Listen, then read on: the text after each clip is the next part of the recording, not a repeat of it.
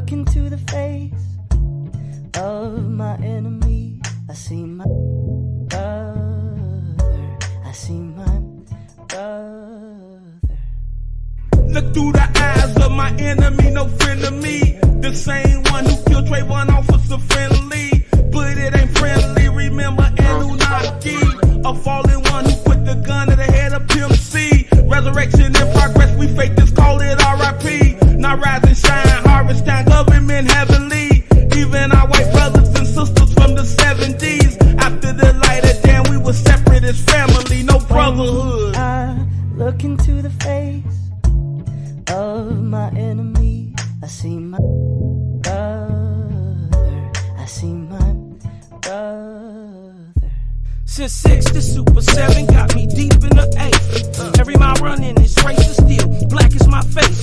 As they peep out they peripherals, appalled by the game. Whenever white rain and thunder put delays in the game. My flow from atmospheria, my shoes they come from Italy. Vortexian heat, I'm transferring this energy. Every word deliberately, cops will kill you literally and label you a terrorist. If black with your identity, no brotherhood. I look into the face of my enemy, I see my brother. I see my brother.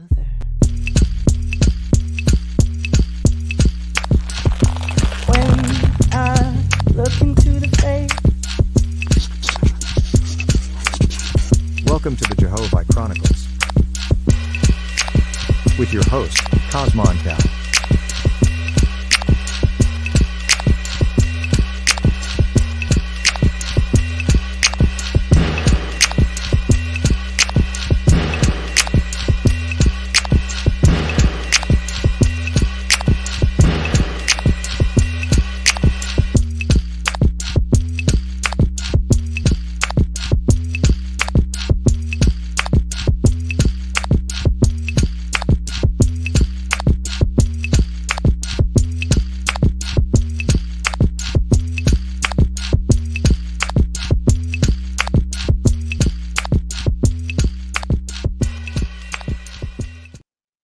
That's right, it's your hostess with the most, is burning like toast is. Your nigga, your nerve, fresh off the curve, jelly, jam, and preserve. Cosmonian right back in, stepping in from the Ethereum heavens right back. Fresh out the vortex, spinning in this Otavan, jumping off my taking off my Ethereum space boots and my activation driving gloves and my space goggles. You dig what I'm talking about? And I'm right back down here in Ooze, about to drop some more heat today. This is Jehovih Chronicles number 136. 136. Seemed like I just started. This is Negro aristocracy in Europe. You know what I mean? I'm going to get into my, I think I'm going to have to do them back to back, like do one and then the other, then one, then the other, just to get them in. Aboriginal American history and also Aboriginal European history, right? Getting into the understanding that we are a worldwide people and that the culture of the Americas is to hide the truth. And much and many of the truth that they are hiding has to do with the copper-colored people in both areas, right?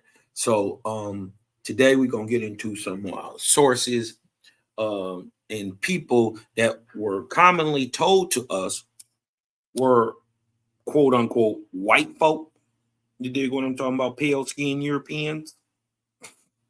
And we're going to actually see the depictions, and that even though Europe, Africa, and America went through iconoclasm and, you know, is an iconoclast society where they, because of religious reasons or politics, they hide the Aboriginal people and who they are, their heritage, to steal their land.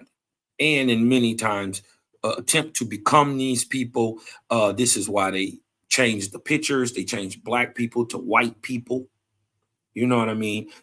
In trying to invent a created history that is not there.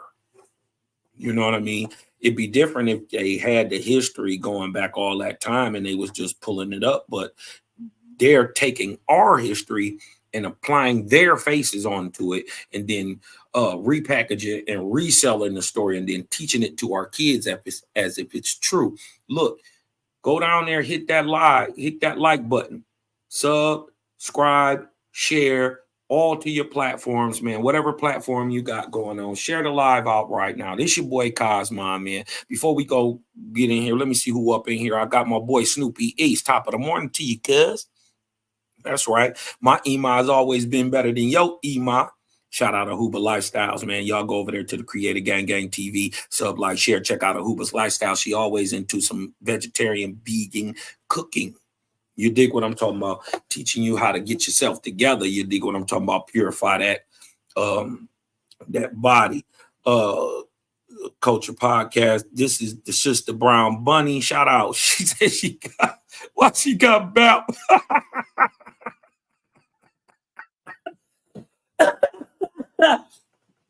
Shout out Brown Bunny, man. Hey, she got bap up there, man. Damn, man. Hey, Buddy Brown, we going on, man. Shout out to my Chicago folks. Shout out to all my Midwesterners, man.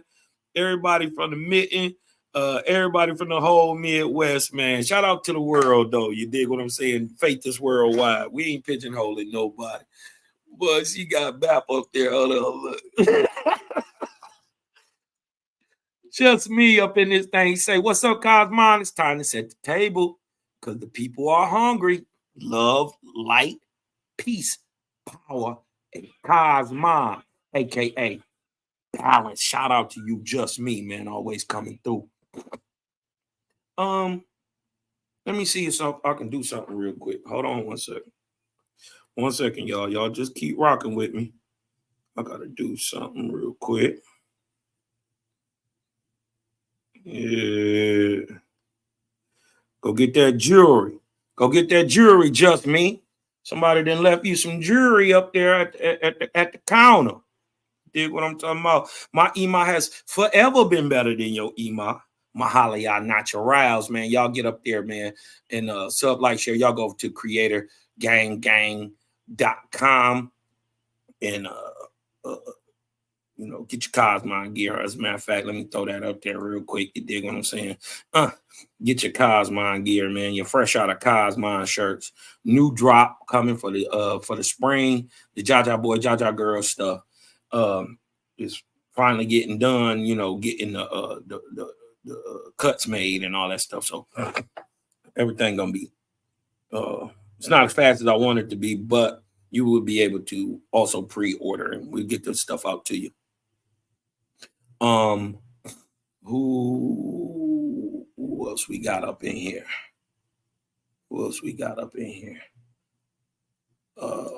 Got my sister Ray up in here. Little light and balance to you, Ray. We got Sila Shalom in the house. You dig what I'm talking about? Checking in. Shout out to my bro, man. Shout out to the Four Horsemen. He say, Bunny Brown say, I have Denzel Roberts, a.k.a. Aboriginal No Power.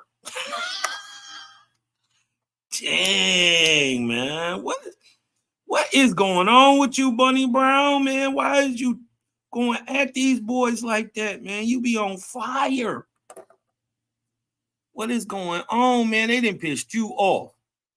He said, yeah, I just copied it off PNF. Salute to the almighty Midwest. That's right. Y'all gonna have to go ahead and kill that, man. Y'all got to kill that, man. Who else we got up in here? I got my brother Dominic up in here, man. Peace to the channel, man. Peace to you and your family, brother.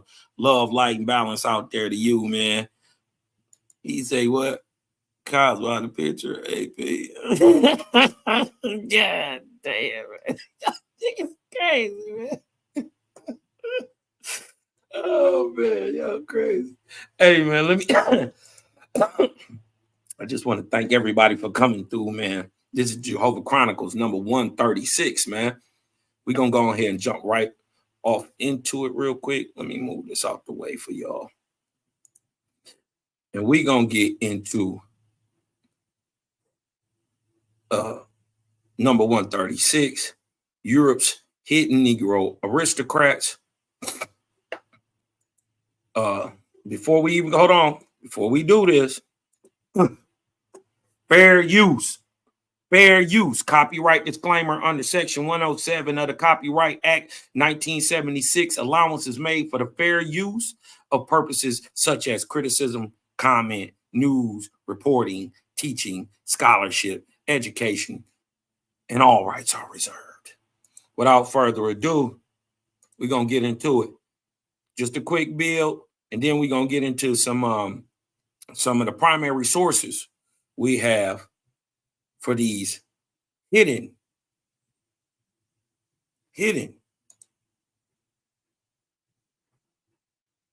European Negro aristocrats. Let's go. Black aristocrats and celebrities of 18th century England and France.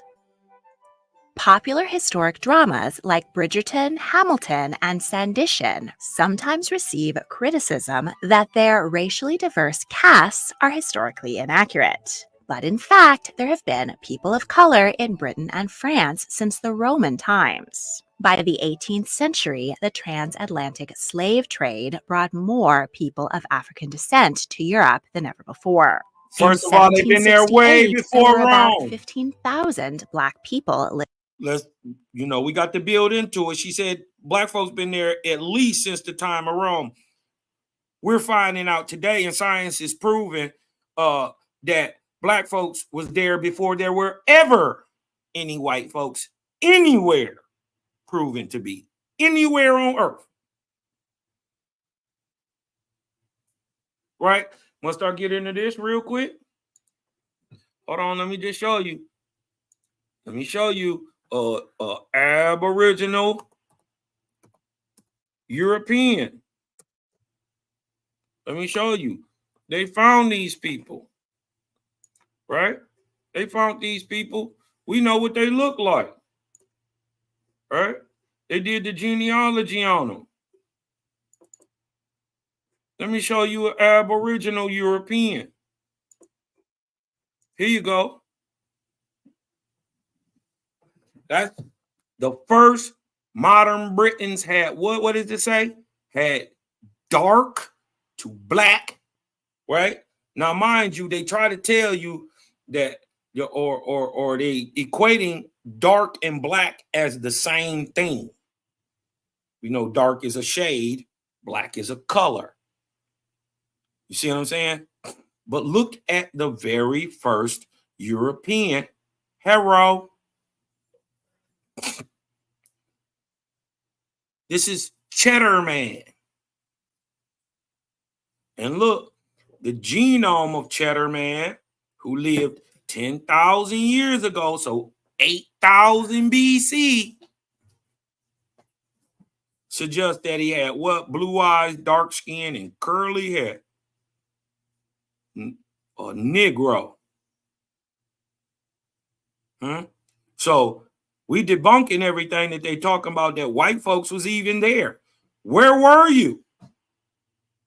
So now we have a whole new dichotomy, right?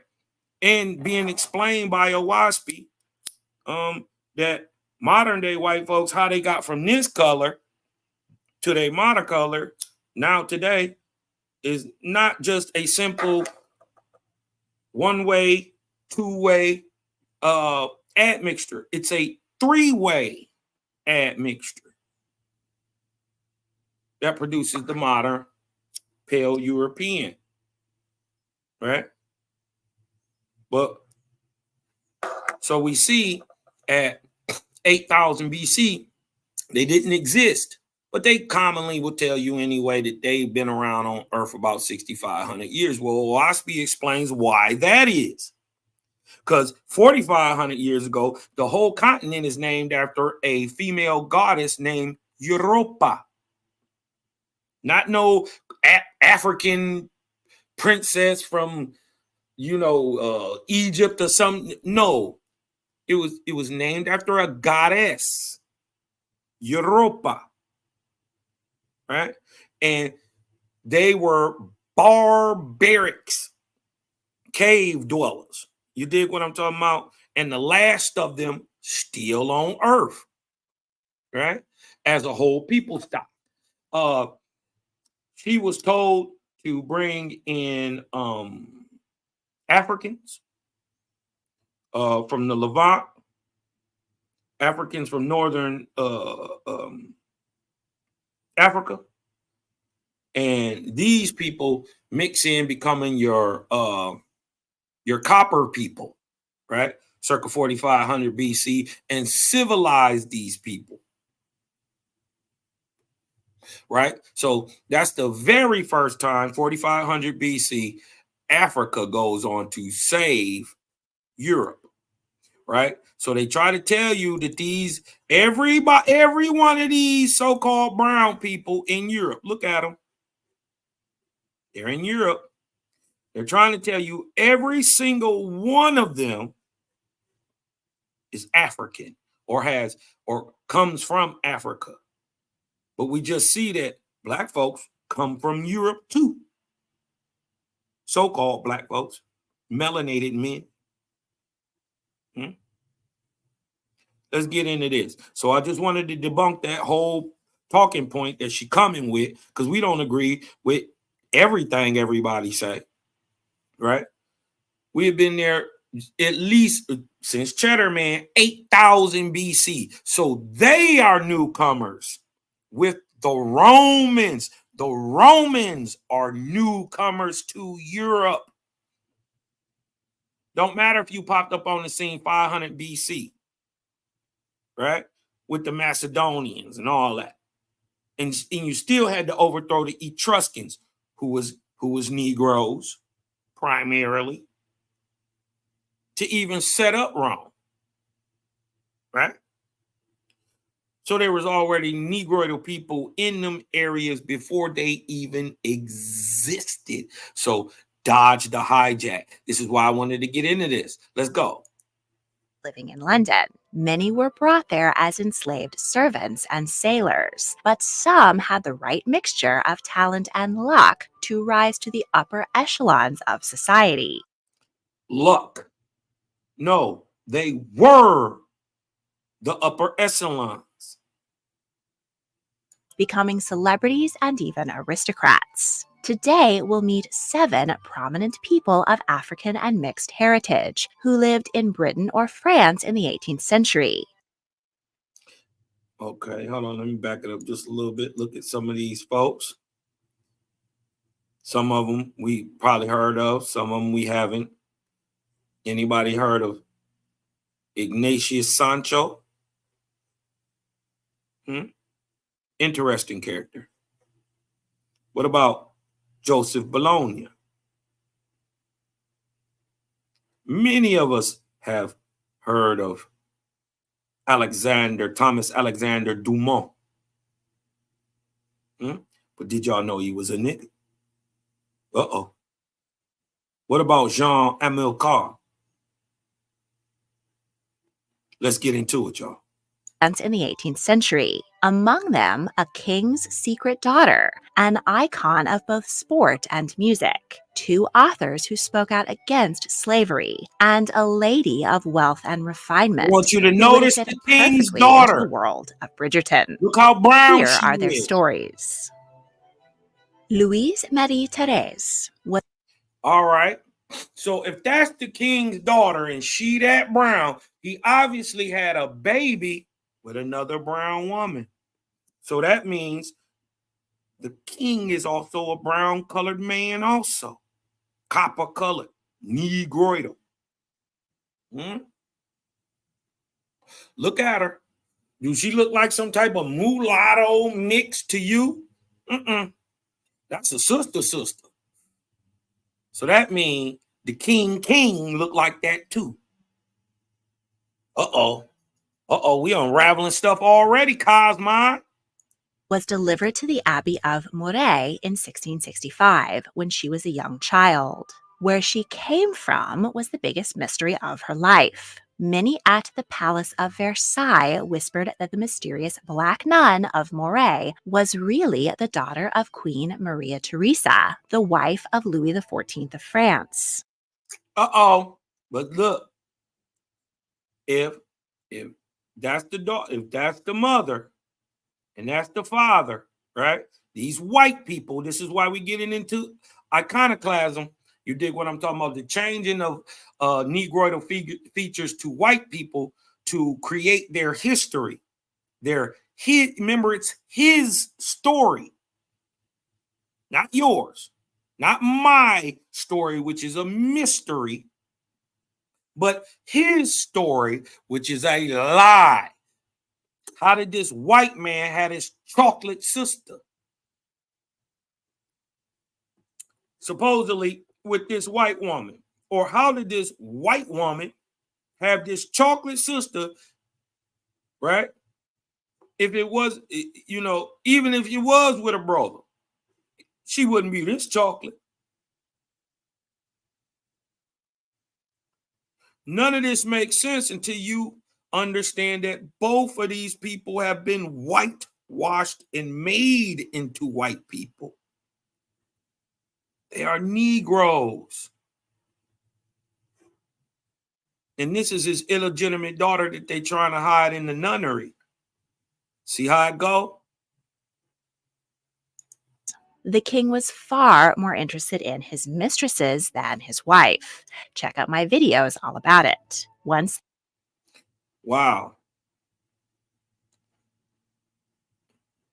Look at King Louis XIV. He knocking them down. Check out my video. Look. King Louis. Now, notice the hair. Right? What white boy you know got hair like this? None. There ain't none. Not one. Huh? Even the Jufro ain't like this.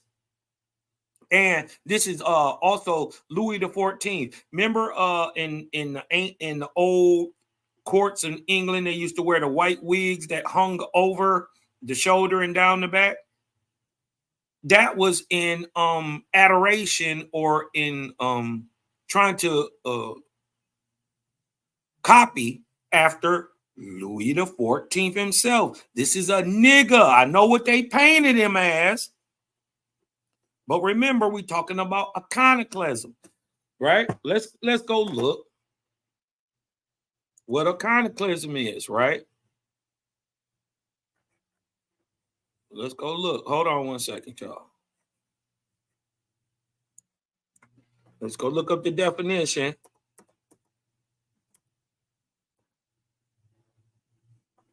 of iconoclasm.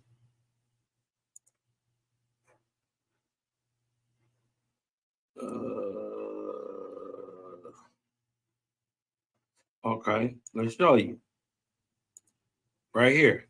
Iconoclasm, right, is the social belief in the importance of the destruction of icons and other images or monuments, most frequently for religious or political reasons. People who engage or support iconoclasm are called iconoclasts, a term that has come to be figuratively applied to any individual who challenges cherished beliefs or venerated institutions on the grounds that they are erroneous and pernicious. But right, they're trying to convert. Look, let's just go further. Conversely, one who reveres or venerates religious images is called an iconoclast. So don't let them trick you. like, you know, they're just doing the right thing and they're pushing against anything that says any bad thing against our Lord and Savior, Jesus. You're not doing the right thing. You're hiding truth. You're a liar, right? And you're the son of the liar, right? Shaitan himself, right? Ain't that why y'all killed Jeebus in the first place? Because he called y'all the son of snakes, huh? That your father was a liar from the beginning?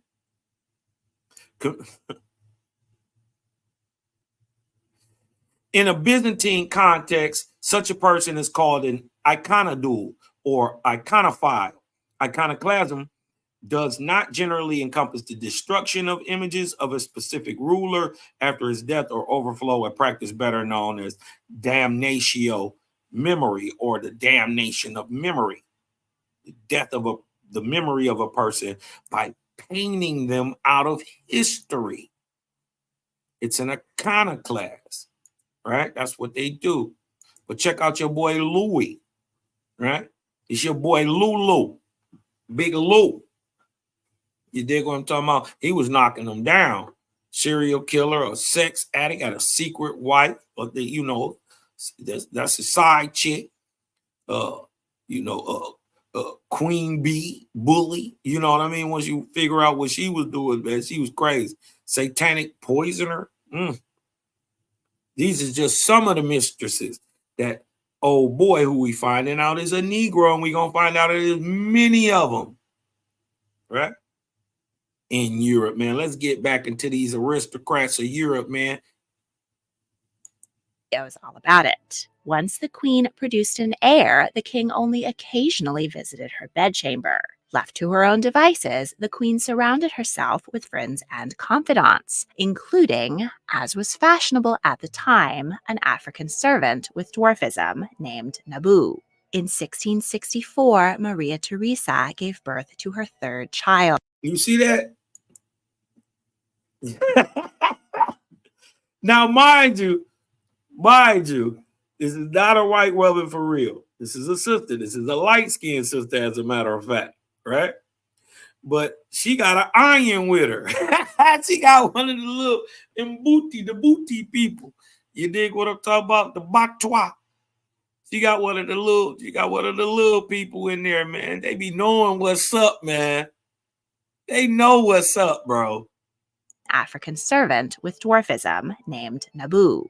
In 1664, Maria Theresa gave birth to her third child, a baby girl who was tragically stillborn. An eyewitness noted the infant appeared a little dark. This is not unusual for babies who have been deprived of oxygen in the womb. But for years after, the word at Versailles was that the princess had not died, but had been secreted away. I want y'all to notice something. Look at the hairstyles. This a Negro. They can't even hide him. They can't even hide this dude. You dig what I'm talking about? Look at Cuz. Back here, they hiding it.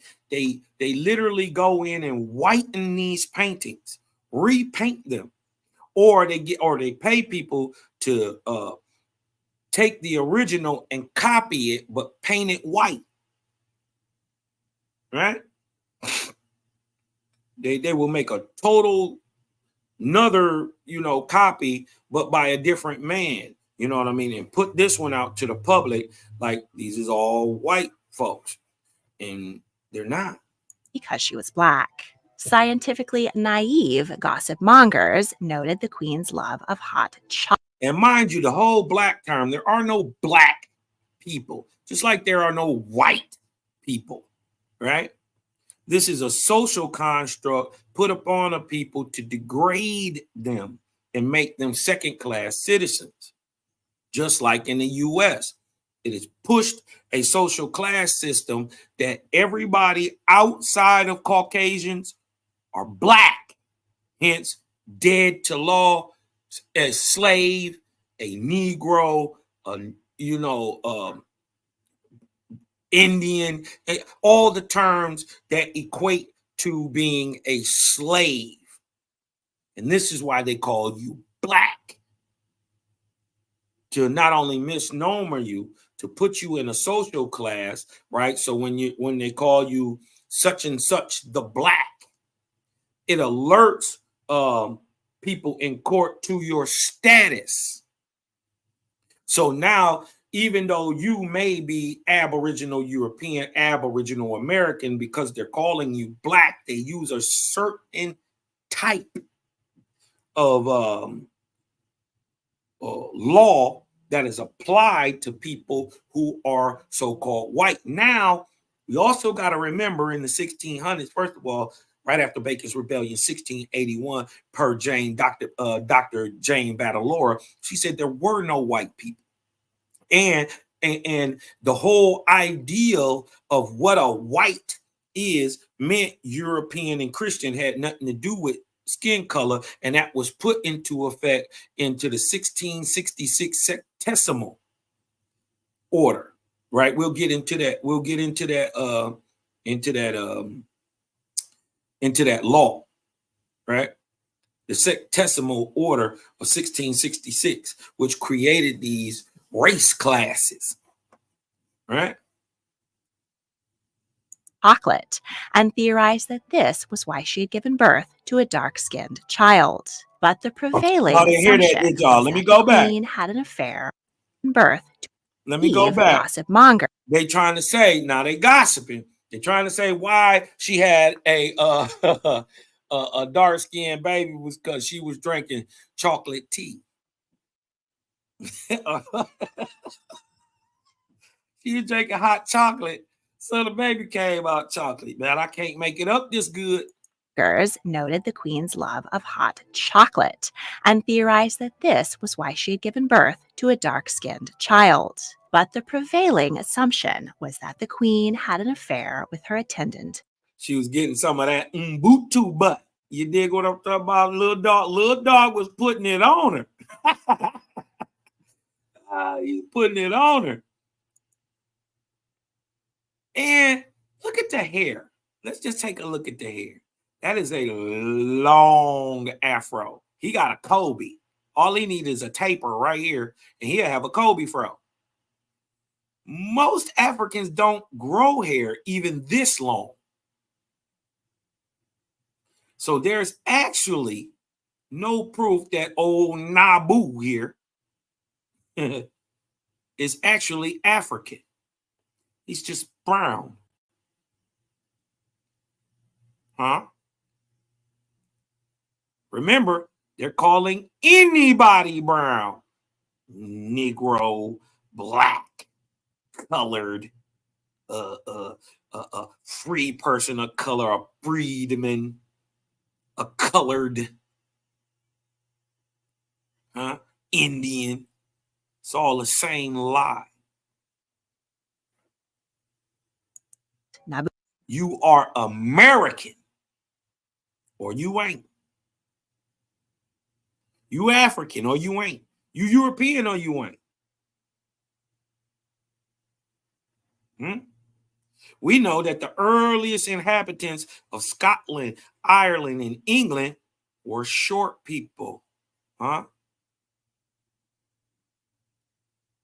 called the she. Aren't the short people in the Americas, the mound builder stock in the Americas, also called the she?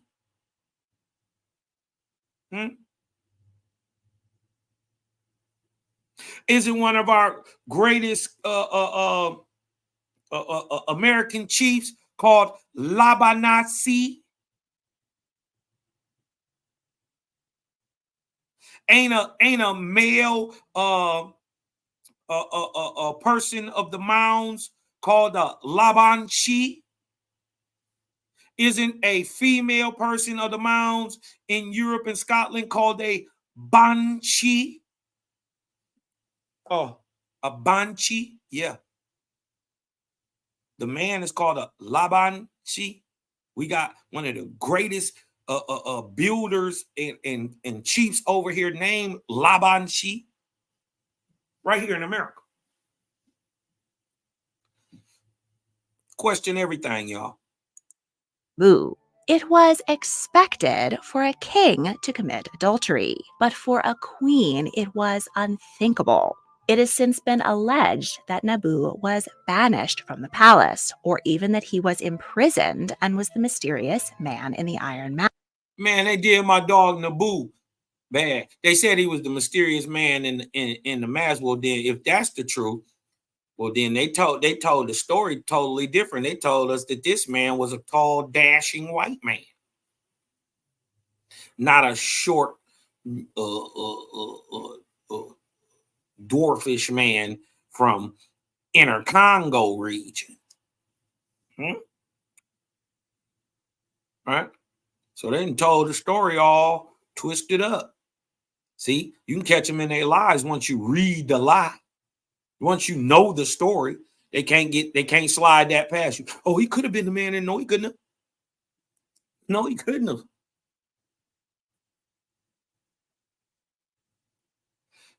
In the book, they describe the man in the iron mask. And it don't look nothing like this. But in fact, he continued to work at Louis's court long after the queen's death in 1683. See, they just be lying. They make it up. Once Maria Theresa died, rumors about her long-lost child really flared up. Many courtiers went to visit the mysterious black nun of Moray. Now, tell me how this white person birthed this black, this quote unquote Negro, especially since you're trying to tell us that the quote unquote Negro and the European are total different races. So she slept with a white man, she white, and birthed a black baby. Huh?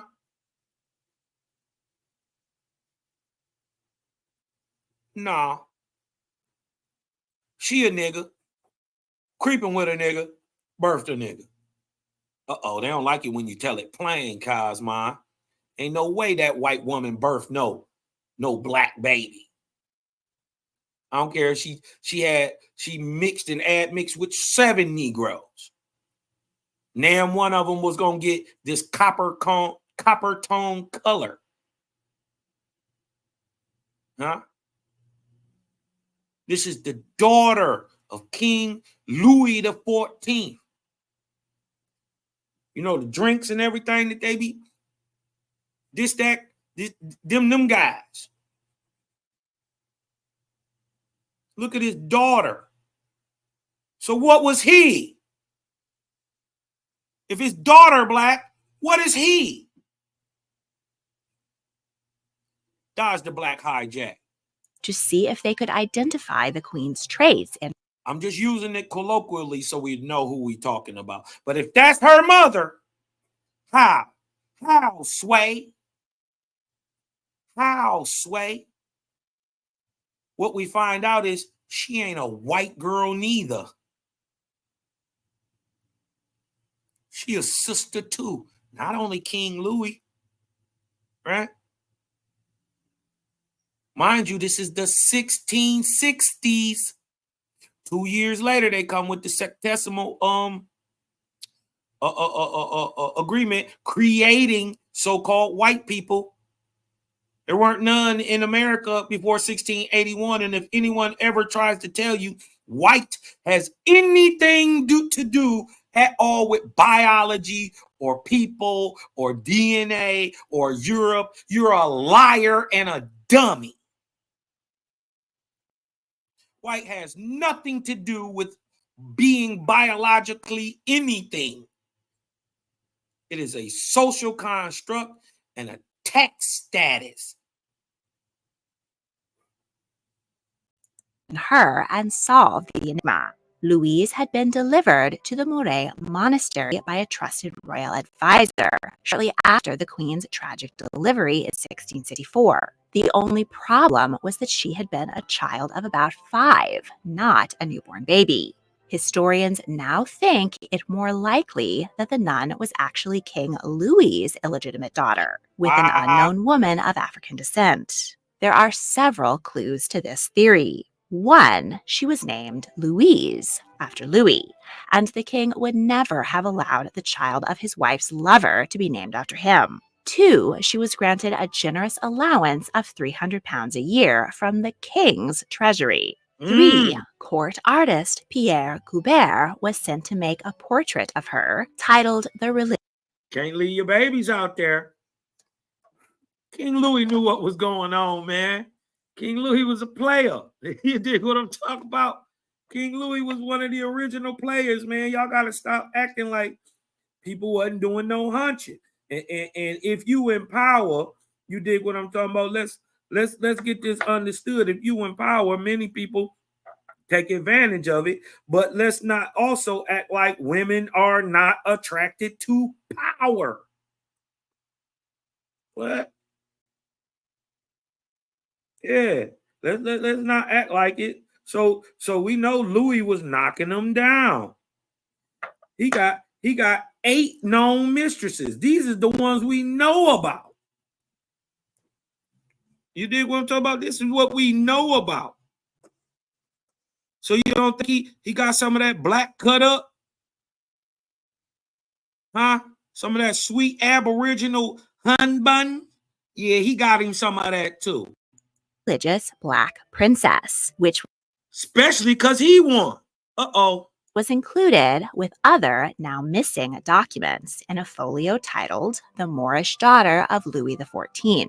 4 courtiers who met Louise, including Voltaire, remarked on her strong resemblance to the king, not the queen. Louise herself was sure of her royal parentage. What Voltaire said? What? Now everybody knows Voltaire. Herself was met Louise, including Voltaire, remarked on her strong resemblance to the king. Do they look alike? Go on, try to convince me how that's this is what they show, y'all. This is why the iconoclasm, so they can easily, well, if you look on Google, he's a white man. Yeah, but see, what y'all never accounted on was that you could never destroy all the books. We got eyewitnesses of King Louis being a black man. Huh? Didn't think to read all the books before you tried to take it out, huh? Yeah. We're going to get into these eyewitness accounts. People who was there. You know what I mean? We got one of the best accounts, period. You dig what I'm saying? We're going to get off into them sources in a second, right? But it's more importantly when your source, right, that you're getting the information from was purposely sent to spy on these people and to resort to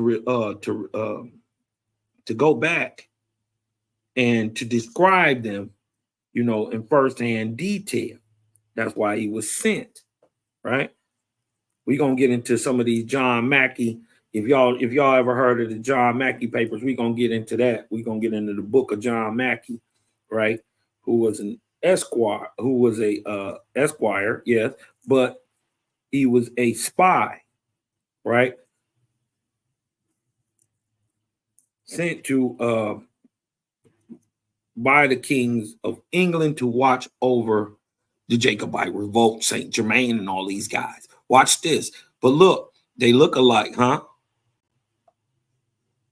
Huh? How this white man produce this sister? I don't care if the mama was purple. He couldn't have produced a sister that brown unless he was brown.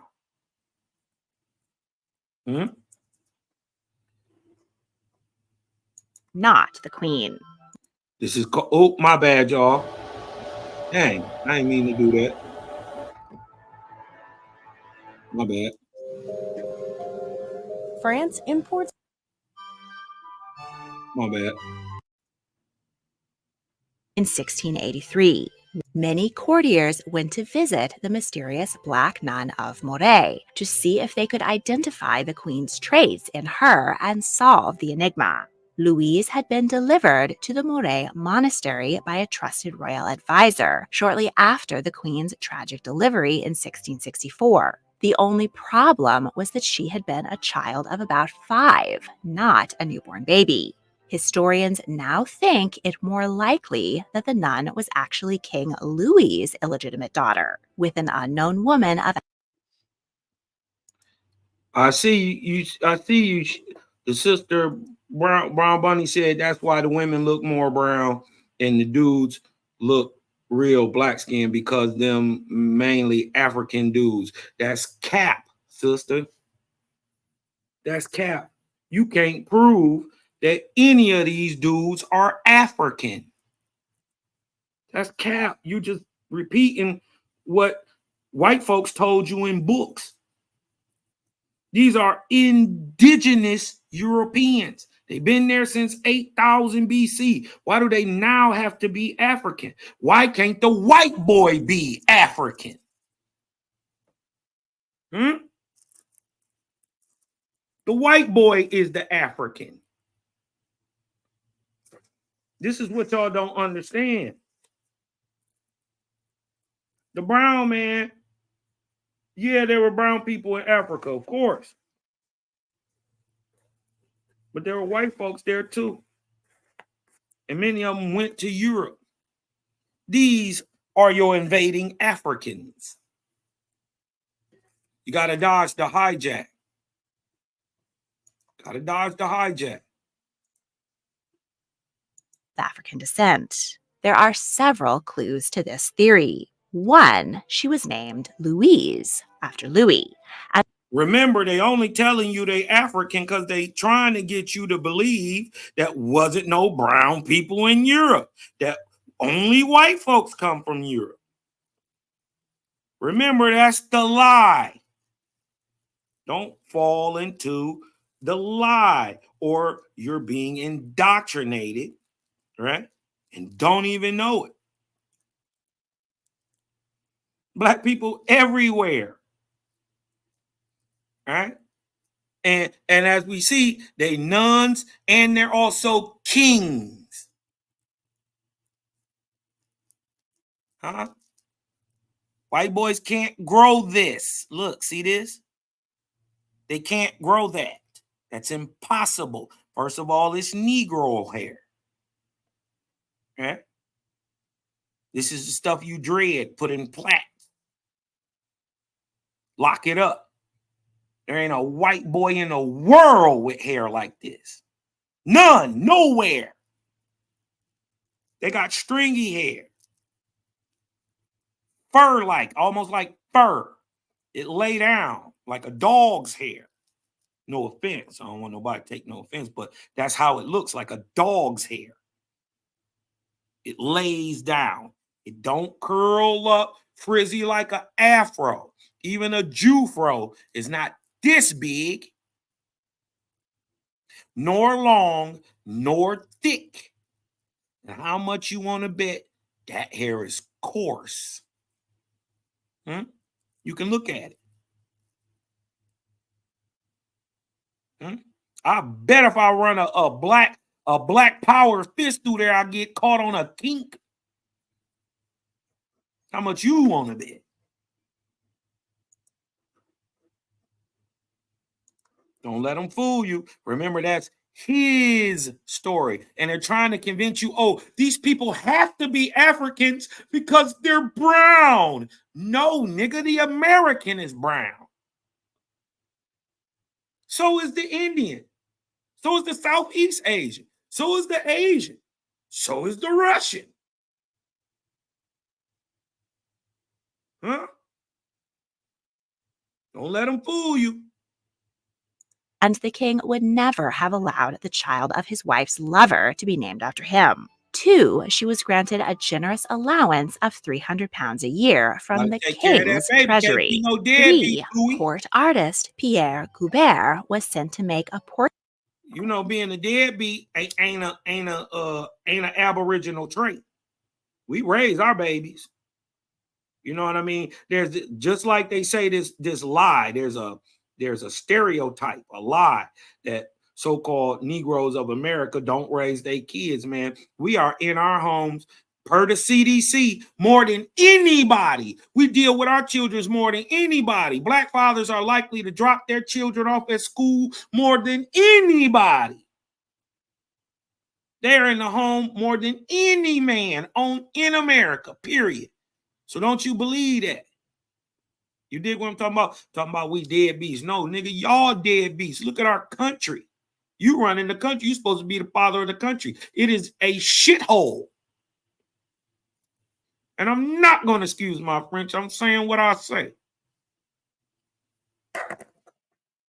Portrait of her titled The Religious Black Princess, which was included with other now missing documents in a folio titled The Moorish Daughter of Louis XIV.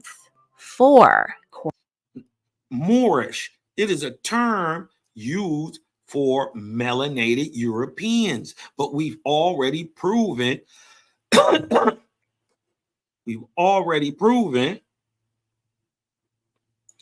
that the melanated European is the first European. Do we got to keep doing this? How long we going to keep banging our heads up against this wall about this dumbass color shit? When you going to stop letting folks who ain't you tell you who you is? 40ers who met Louise, including Voltaire, remarked on her strong resemblance to the king, not the queen. Louise herself was sure of her royal parentage. When the Dauphin came to meet her, she greeted him as my brother.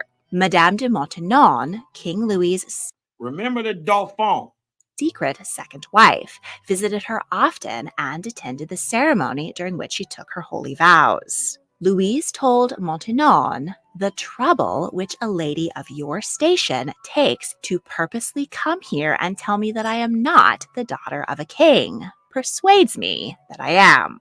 Louise was no fool. She lived out her life at the convent and died at the age of 68. The mysterious black nun inspired the opening of a less than subtle chocolate factory in the town of Moret.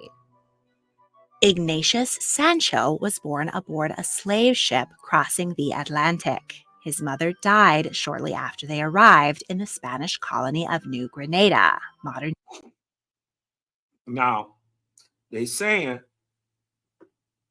this person was taken to the Americas and dropped down in New Granada. Are we sure? Okay. All right. De Colombia. His father took his own life rather than live enslaved. And this is how we know that it's more likely that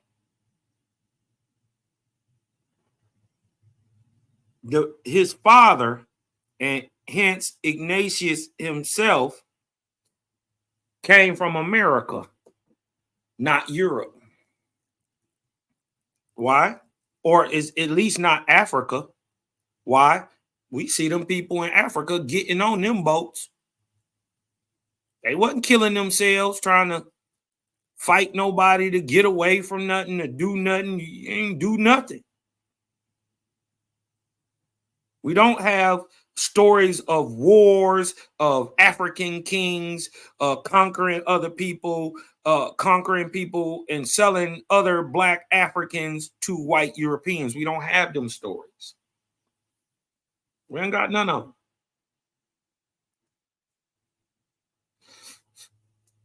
Now, it's just odd that a lot of these stories is being told from Europe, right? But you telling me I came from Africa and landed in the Americas, but the story being talked about in Europe. You ain't tell me about going back across the Atlantic. See what I'm saying? So could you have came from America to Europe? across the Atlantic, right? We know that niggas would rather die than be enslaved. You can't enslave Indians. Not like that. It don't work like that. We rather die. It's just easier to die. You dig what I'm saying? Or better yet, we'll kill you first. We always fought. Many of our so-called slavery was really indenturement by our own families. Our dads indentured our mothers, our brothers, and our sisters. This is you got to understand that the word family is a tax ID. This is why head of the household is so important. It's a tax ID. His mother died shortly after they arrived in the Spanish colony of New Granada, modern-day Colombia. His father took his own life rather than live enslaved. When Ignatius was 2, hold on, where does nigga get all this hair from? What African you know grow all this?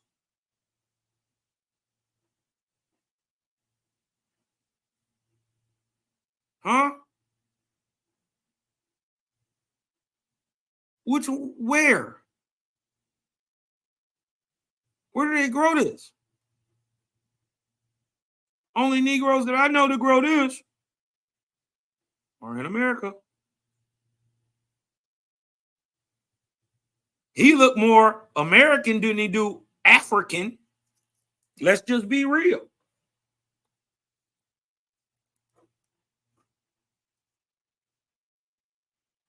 Huh? I don't know no Africans with all this hair. None. Even if you do got the Negroidal mix, you dig what I'm talking about? It don't usually grow that long. His shit all the way down his back. He look like he could dread this.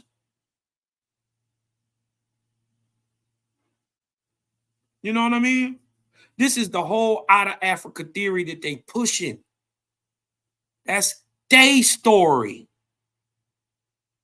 That's their story. They were on the slave ships. They were being mistreated. They were taken to Brazil and Caribbean. They were enslaved down there. Why do you think they're called rednecks?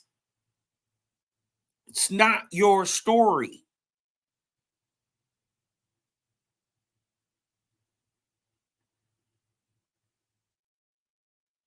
Right? No, first of all, there are no blackamoors. Stop, sis. There's nobody black. That is a term that a white boy called you, that you just acquiescing to now. There are no blackamoors. Well, then what's a Moor then? So that means Moors can be white. If we're denoting that blackamoor means dark-skinned. So there are Moors and then there are blackamoors. That's what you're trying to convince me? Nah. Well, then the Moors is white boys. Let it sink in. What we trying to tell you is they the same people. The Negro birthed the white boy. It can't go the other way. We're going to show you that they was right with each other, marrying in, dealing right with each other. All at the highest, we see a Negro at the king, and we done seen him as a servant at the same time. We got to get out of this lookership. We got to start being spiritually smart. Not just regurgitating what people tell you. Rather than live enslaved. When Ignatius was 2, his owner took him to Greenwich, England, and gave him to 3 unmarried sisters. They treated him like a pet and named him Sancho after the character in Don Quixote. He was their servant until the age of 20. John, Duke of Montague, was a frequent guest of the sisters, and he was impressed with John, Duke of Montague. We're going to get into the Montague. Remember this white boy. Remember they show all his hair. Right? They show all this coarse, thick hair laying over the shoulders. Remember, they're trying to be like Louis when they do that. We know Louis is a Negro now. No mistake in that. Louis had a dark-skinned daughter. He had to be dark-skinned too. If you're trying to say that the other person was white, how did she become dark-skinned? We're going to learn about Montague too. This is a nigga too. This is called iconoclasm. This is what they do. They turn black folks into white folks. It's a trick. with Ignatius's intellect, frankness, and amiability. He taught Ignatius to read and lent him books from his own library. Education enlightened him to the injustice of slavery, and he ran away to Montague House. There he worked as a butler to Lady Montague and immersed himself in music, poetry, reading, and writing. Ignatius composed at least 62 pieces of music, wrote 2 plays, and published a book on music theory. Artist Alan Ramsay's Portrait of an African is believed to have been painted of Ignatius during the... See what they said? Portraits of an African. They have never said where this man was from. They didn't say he was from New Guinea or Nigeria, or is he from Mali or Morocco? They didn't tell you where he was from. They just said, on the crossing of the Atlantic. Right? And that he went to New Guinea, not that he didn't come from New Guinea, but we see that he go to New Guinea and he goes to Europe. And this is where his story starts. This is where he gets his fame. In Europe. Huh? So you took him from Africa to New Guinea, then from New Guinea back to Europe. Why? You ain't told me nothing yet. You just told me, you just now just saying he learned just now how to read.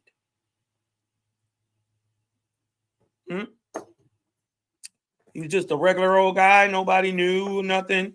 And notice they're calling him an African. We ain't seen no African traits. We ain't seen the African culture. We ain't seen no Mbutu dancing. We ain't seen no fufu. We ain't seen no jollof rice yet.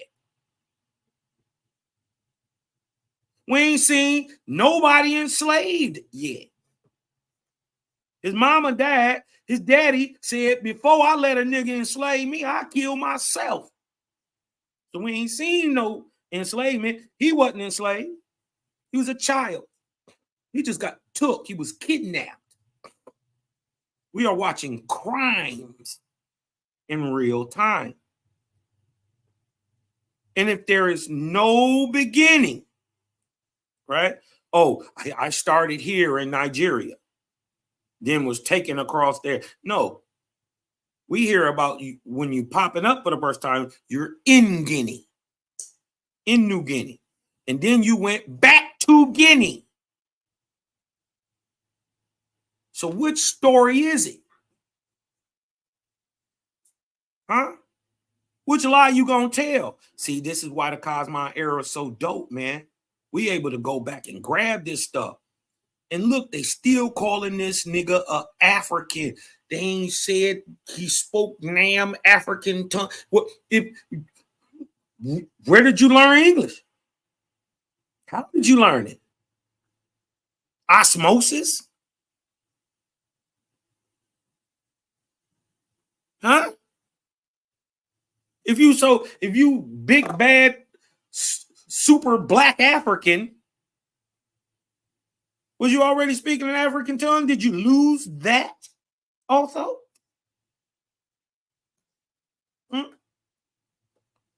Dodge the hijack. Ain't no proof this man is African. This period. Late. And then he become one of the greatest writers in Europe ever. People like Ignatius Donnelly are named after a black man. Huh? Let that sink in. If you don't know who Ignatius Donnelly is, look it up. Lady Montagu died and left Ignatius a generous inheritance. In 1758, he married Anne Osborne, a West Indian woman. Okay, so now he went back. He went back and got a West Indian one. Why West Indian? Ain't that where New Guinea is? Uh-oh. Why would he go back there and get a sister? If he from Africa, why didn't he go back to Africa? Uh-oh. We just catching them in their lies. Cosmon just walk them into the punches. My jab is deadly. I just get them right to where I want to, then his body punches. He was devoted to her and their 7 children. He took a job as a valet to George Montagu, the son-in-law and heir of his previous patron. Artist Thomas Gainsborough painted a portrait of Ignatius at the same time. Watch that hand. We don't put nothing past these Negroes neither. Remember, many of the very first colonizers look like this man. This is how they came into our tribes. They look like this man. Right? But we can't sit here in front like these people weren't coming from the Americas and going back. We don't never see this dude step 1 foot in Africa. But yet he's some type of African slave. He don't speak no African tongues. He even goes back to where he was originally from and grabs a wife from the Caribbean.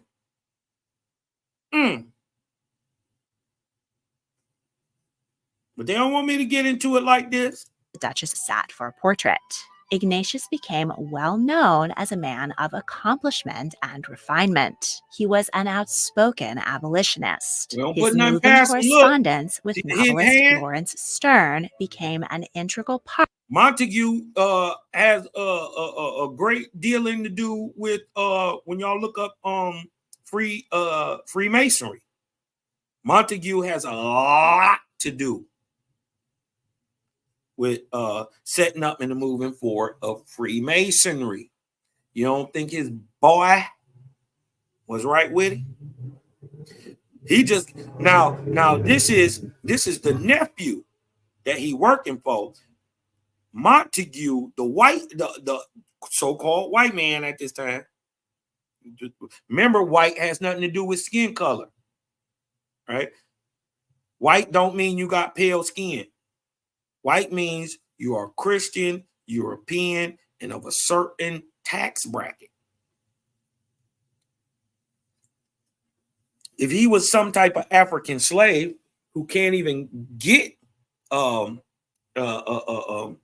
do you call that when you inherit? Africans can't inherit anything, right?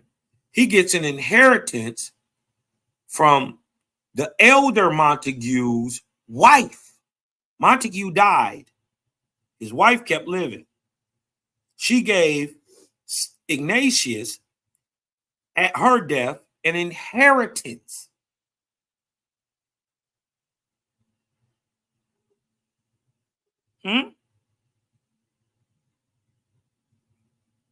Somebody lying. Somebody lying, and it ain't Cosmo. Part of 18th century anti-slavery literature and brought him notoriety. At 45, he bought a house and grocery store in the upmarket London neighborhood of Mayfair. His shop sold tobacco, sugar, and tea, goods which were produced by enslaved people in the West Indies. As a landowner, Ignatius had the right to vote at Westminster and was the first known person of African descent to cast a ballot in a British general election. He was a tall, big man and was noted for his warmth and charm. He was friends with many great thinkers, artists, and politicians of the day, including James Fox, who oversaw a bill in 1806 to prohibit British subjects from participating in the slave trade. Ignatius died of gout at the age of 50 and was the first person of African descent to have an obituary published in British. Dodge the hijack. He's the first person of African descent. You're a liar. You ain't proved damn African yet. Where are you from in Africa? And when we ask all these so-called African Americans today, where are you from in Africa? What tribe claims you? What land specifically are you from? Crickets. African ancestry told me I have an estimate that I could be from the Fulani. For that case, if we being truthfully, so can English Europeans. Guess what? If I tie English Europeans and test them against a blood panel of people from Africa, guess what? We're going to find people that they're quote unquote have genetic semblance to. Have anybody ever done a blood panel for any one of these so-called genetic companies just dealing with the Aboriginal copper-colored man of America? No, you haven't. Huh? Are they testing us against the oldest bones found in the Americas? No, they aren't. No, they're doing what every other ignorant Negro and white folk is doing. They're calling us black. And they're calling us African. Instantly testing us against panel boards over there. And it wouldn't matter which panel board you tested me against. You could test me against full Asians. I'm going to find something that I'm kin to. Why? Because 99% of all genetic DNA is exactly the same in all humans. It is the smaller admixtures, or what they call epigenetics, that change your outside physical appearance. Man is one thing, just man. That's it. He's its own animal. There are female versions of man called women, and there are male versions of men called man. It's one thing. Don't matter what color it is. Now, how the environment, social, ethno, and national idealistic way of living is oppressed on that man, so is the man. So the difference between white folks and black folks is how they act, not what genetically makes us up. The difference is in culture, not genes. Right? This is why even though genealogy is dope, it doesn't give all the answers. This is why DNA, even though many parts of it are false, many parts of it are good and can be used and should be used, but it doesn't give us the answers that the melanated people of America need. We need nationality. We need culture. We need ethnicity.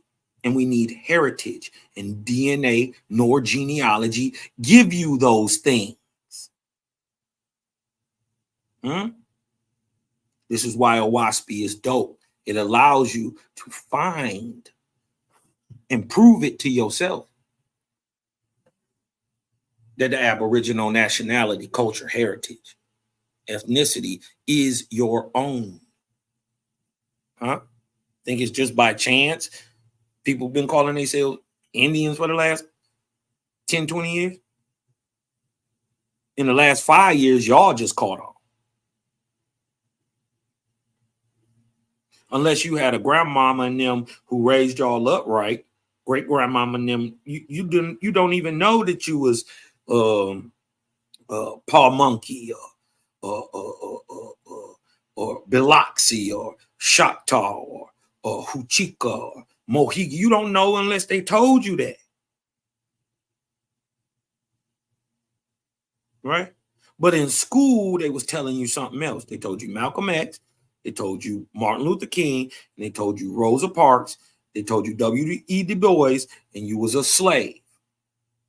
Oh, and Rosa Parks. That's all you know. You don't know shit else. Right? That's what they told us. You can't understand that you've been duped till you realize you've been duped.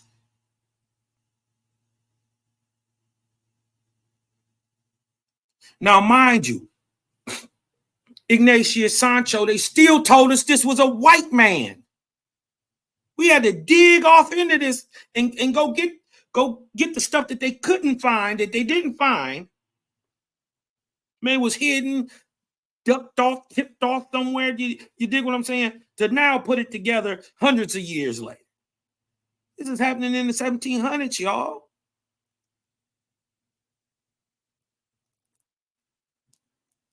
Right?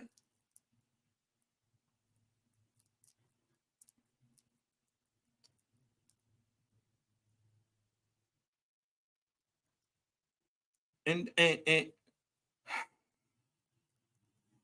you dig what I'm talking about? They use these adjectives, these descriptive terms applied to your people, applied to our people, like Africa, like Moor, like Indian, like black. None of them are who you are. Show me a Moor land.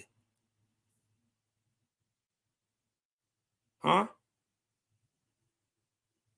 Morocco is not your land. Go back. If you think that that's your land, go back and watch how they treat dark-skinned people in Morocco today. You're more likely to get killed in Morocco because of your skin than ever be able to open up a business. Did you know that? We're not saying that it wasn't melanated people there. It's Africa. Duh. We just saying there were melanated people in America. Duh. And we are them. Not that they wasn't here, not that we couldn't have no, but you can't prove Moorish heritage until you can prove that this is a black person from Europe. So it's a descriptive term. It totally has to do with what you look like. This is why they call you a black Moor. Two descriptive terms, two adjectives. The Moroccans do not call themselves Moors. Nor did they live in Morocco. Ain't no Morocco before 1950. It was called the Al Maghrib. Stop it. Pete the Mama Chief. Stop it. We finding out they lying over there. What you think they doing here? Lying? British newspapers. Actor Patterson Joseph has written a play and novel about Ignatius Sancho's life. Joseph Bologna, Chevalier de Saint-Georges, was born in... Now, he's French. Look at this man.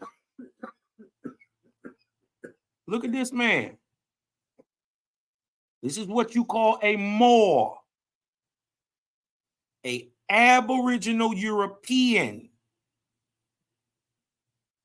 Huh?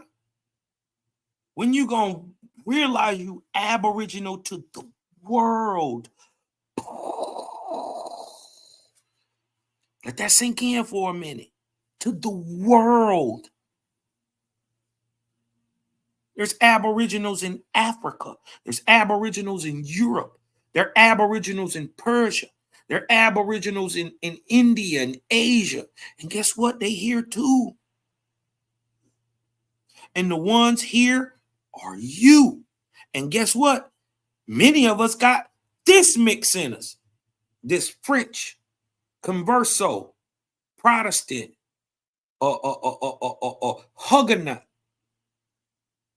admixture, Moors of Europe, being defined in social classes by color and religion. Huh? You don't know you in the box till you either stand up or come up out of it. You got to come up out of the box to be able to think outside of it. In 1745 on the Caribbean island of Guadeloupe. His father was a French plantation owner who raped his wife's 16-year-old enslaved maid. Joseph's mother, Nanon, was of Senegalese origin. When Joseph was 7, his father took him to France. Back in 1315, King Louis X decreed that any enslaved person setting foot on French soil was free. Of course, this did not apply to France's overseas colonies, where slavery built many fortunes back in the motherland. Now free, Joseph enrolled in boarding school. 2 years later, his father returned to France with Nanon, who was reunited with her son. At 13, Joseph was enrolled in fencing school. He was immensely talented and defeated returned to France with Nanon, who was France's overseas colonies, enrolled enslaved maid. Joseph's mother enrolled in the Caribbean island of Guadeloupe. All right, they're on the Caribbean island of Guadeloupe. Now we're talking about Joseph Bologna, right? What's this? His father was a French plantation owner. Okay, now his father was a French plantation owner. He got the big hat on, covering up that red neck. He trying to say that red neck. So we gonna just rock with the idea that this is probably a white Frenchman, right? But look at him, mama. And remember where they are. They're in the Caribbean. She's indigenous to the Caribbean. Uh-oh.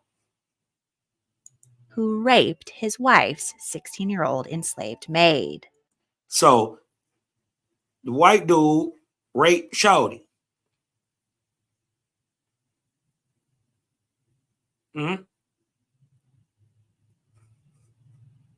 Joseph's mother, Nanon, was of Senegalese origin. When Joseph was 7, his father took him to France. Back in 1315, King Louis X. Now, I want you to see this dude. Look at the child. Now, this is supposed to be a white man. It's supposed to be a white man. And this is supposed to be a Senegalese woman, right? So we know when you mix white people and black people, you get like a light yellow, right? What we call mixed today, right? I want you to show the pitch. I want to show you the picture of the child that they say come out this white man. Watch this. His wife's 16-year-old enslaved maid. Joseph's mother, Nanon, was of Senegalese origin. When Joseph was Now, I'm willing to bet. I'm gonna look at this up now, but this is the white man, right? That they say raped Nanon, right? They're trying to tell you and convince us that this white man got with a Senegalese woman and produced this nigga child. This is what they want you to believe.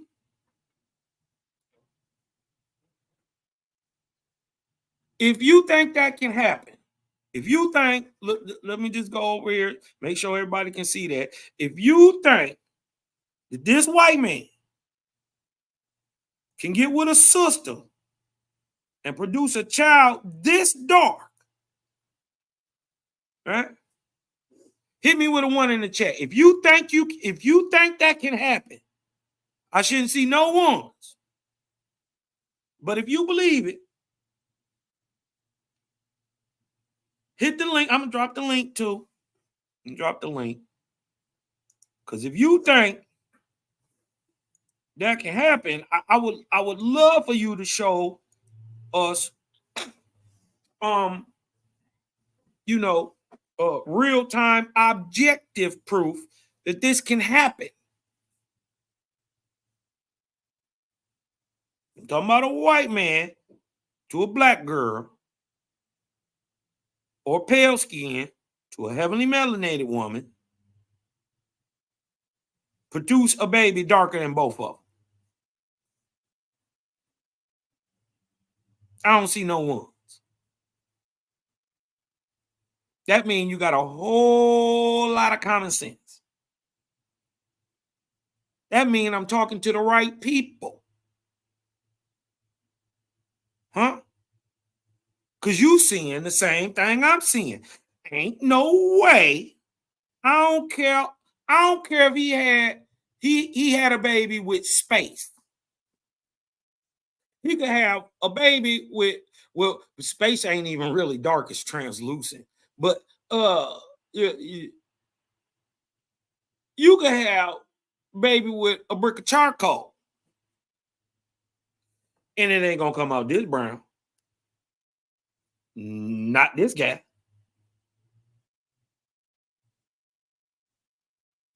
Okay. I got a whole bunch of people in here that got a whole lot of common sense. Y'all know that don't make no sense. And now you know it's his son, so he take him back to France with him. Was 7, his father took him to France. Back in 1315, King Louis X decreed that any enslaved person setting foot on French soil. Now remember, we seen Louis XIV, he already a nigga. So dodge the hijack. Soil was free.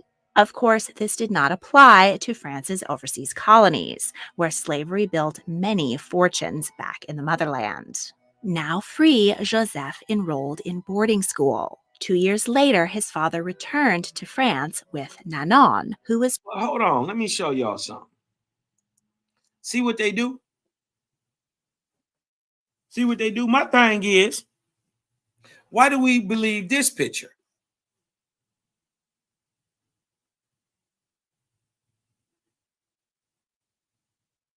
If it was a iconoclasm and they turned black ass King Louis into a white boy, why didn't they turn these? I'm saying all these people that's working right here is white people from Africa, slaves, and they turned them black in paintings. Notice we ain't seen no pictures of people out there busting their hump. during these times. Now, you know, camera came out 1820s. Y'all trying to tell us we were slaves? Ain't nobody got no picture of these slaves?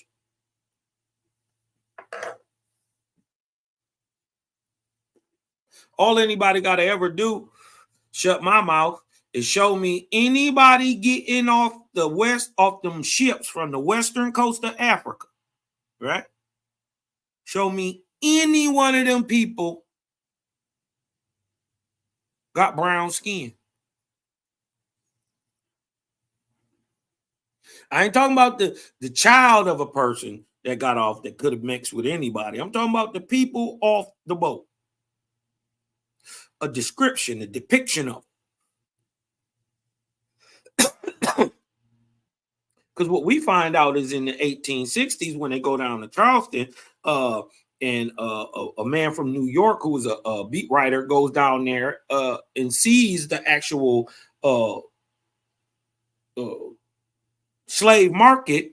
He remarked that 80% of the people up there were just as white as he was, pale skinned as he was.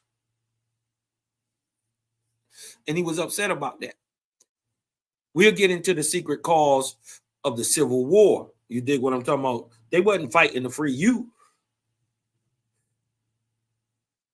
Back in the motherland. Now free, Joseph enrolled in boarding school. 2 years later, his father returned to France with Nanon, who was reunited with her son. At 13, Joseph was enrolled in fencing school. He was immensely talented and defeated far more experienced fighters. He was entered into a highly publicized duel against the famed fencing master of Rouen. Supporters of slavery bet heavily on the master, while abolitionists bet on Joseph. Joseph won the match. His prowess earned him a place as a personal bodyguard to King Louis XV and the title Chevalier, the French equivalent of a knight. His father died and left he and his mother comfortably provided for. Next, he became famous for a second talent, music. He was a gifted violinist. His solos enraptured especially the feminine members of the audience. He composed numerous string quartets, sonatas, and symphonies, as well as plays and ballets. Beethoven held him in high regard. He became conductor of the concert. This bothered me, right? So I went and checked it real quick. Let me show you. Remember they said that the lady's name is, his mother's name was Nanon, right? Nanon is a French name. But I thought she was Sinhalese.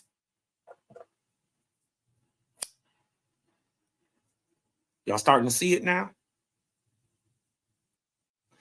Nanon means grace or favor in French. Don't got nothing to do with no Sinhalese. Nothing.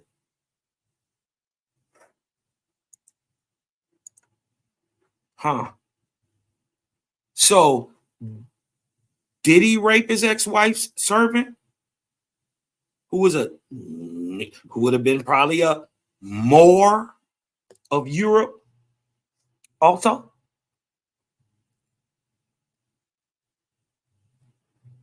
Remember, she said she brought her from France with her, and he raped her and had Joseph.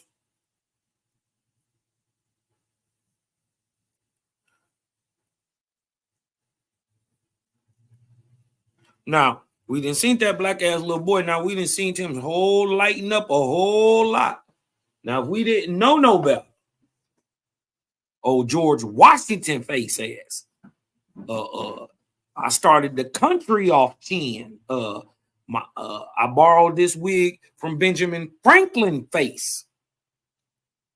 You dig what I'm talking about? Looking, you might think this was a white boy. Him just a light-skinned Negro And I don't think he got no white boy in it. Because remember, this is iconicalism. They just lightened him up like they did Elizabeth. Huh? They lightened him up like Sophia. Huh? Lighten them up just like they did Queen Catherine. Uh-oh. Y'all ain't know them was Negroes neither? Keep rocking with Cosmon. Let's go. Concert Olympique. Queen Marie Antoinette was a fan and would often sneak into performances unannounced. Joseph was the 18th century equivalent of a rock star. He was a hero to young sportsmen and musicians, and attended balls and salons with a fashionable set. He loved and was loved by many ladies, but his mixed heritage meant that he could not marry a woman of his own rank. The love of his life was Marie Josephine du Montalembert, who was married to a much older gentleman. So now when we start seeing these pictures and you start seeing that hair, we got to start taking notice. Remember, the Moors came and taught them everything they know about hair products. So we would have had straightening greases and conchs and perms and all type of stuff. You dig what I'm talking about? To pump that, you know, this that 18th century afro. You dig what I'm saying? And this even might be a wig, right? Remember, we're in the 17th century, they trying to act like Louis. Look, but if you look right here below his ear, you see a little kitchen back there. See that kitchen? That's a light-skinned nigga. That's Damien. That's Colin. A light-skinned nigga. Look at him. Look. And then you want to see how you get white folks? Take a mixed or lighter Negro or more from Europe, and you make back with a white girl. Guess what happens? Your baby come out lighter. And guess what? Them babies mix more back with babies. Because remember, they kicking the Jews out 1480. Everybody talk about kicking the Moors out 1492. Y'all niggas don't say nothing about them kicking out the Jews in 1486. So they whitening the land. It's genocide. What you quickly find out is not only is it easier, but you can make money on them if you just ship them off.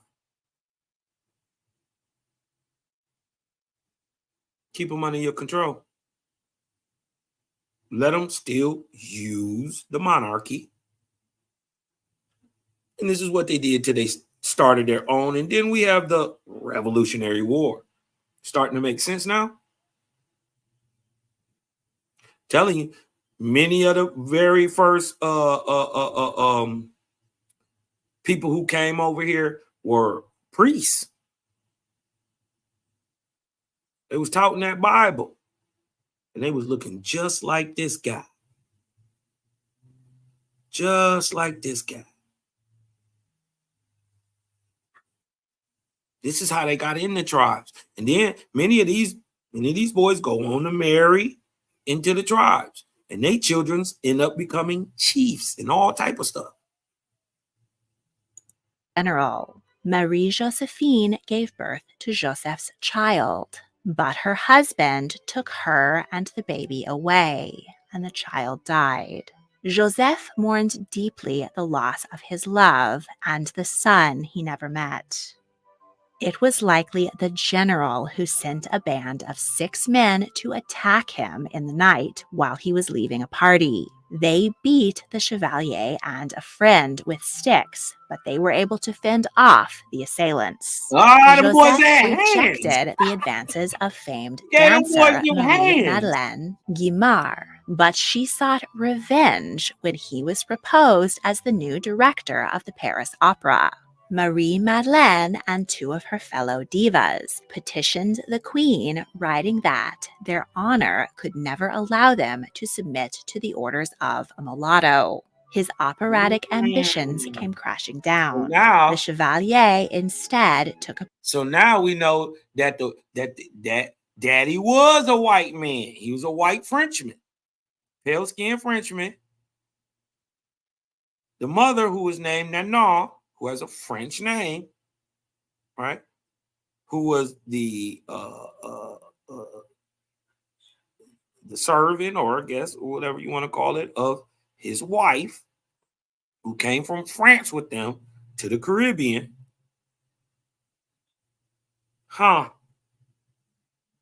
Now we see that Joseph Bologna is a mulatto. Now he done knocked the bottom out of that thing and put a baby in old girl, and the husband got the tripping. Now he get a little bit of money.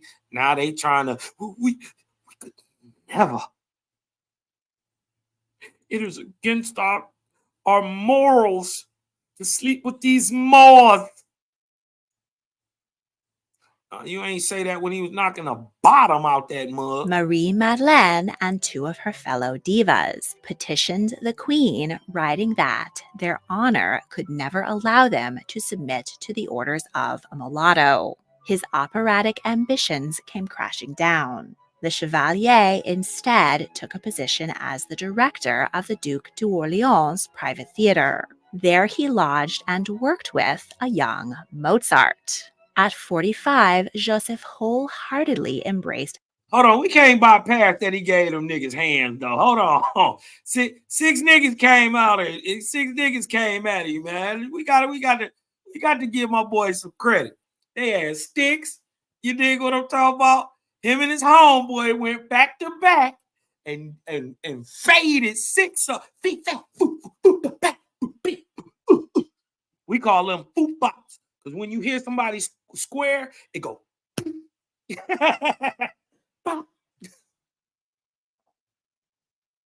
Yup, Elijah. Yup. Wolfgang Amadeus was definitely a Moor. Right? When we saying Moor, I want us to know that we talking about melanated Europeans.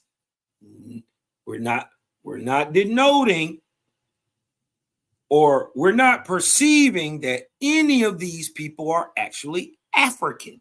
They're not saying they're African. And then even if they do, the name of the person, right, is not African. And then the mother don't speak African languages. She speak French. But you from Senegal. But your name is French.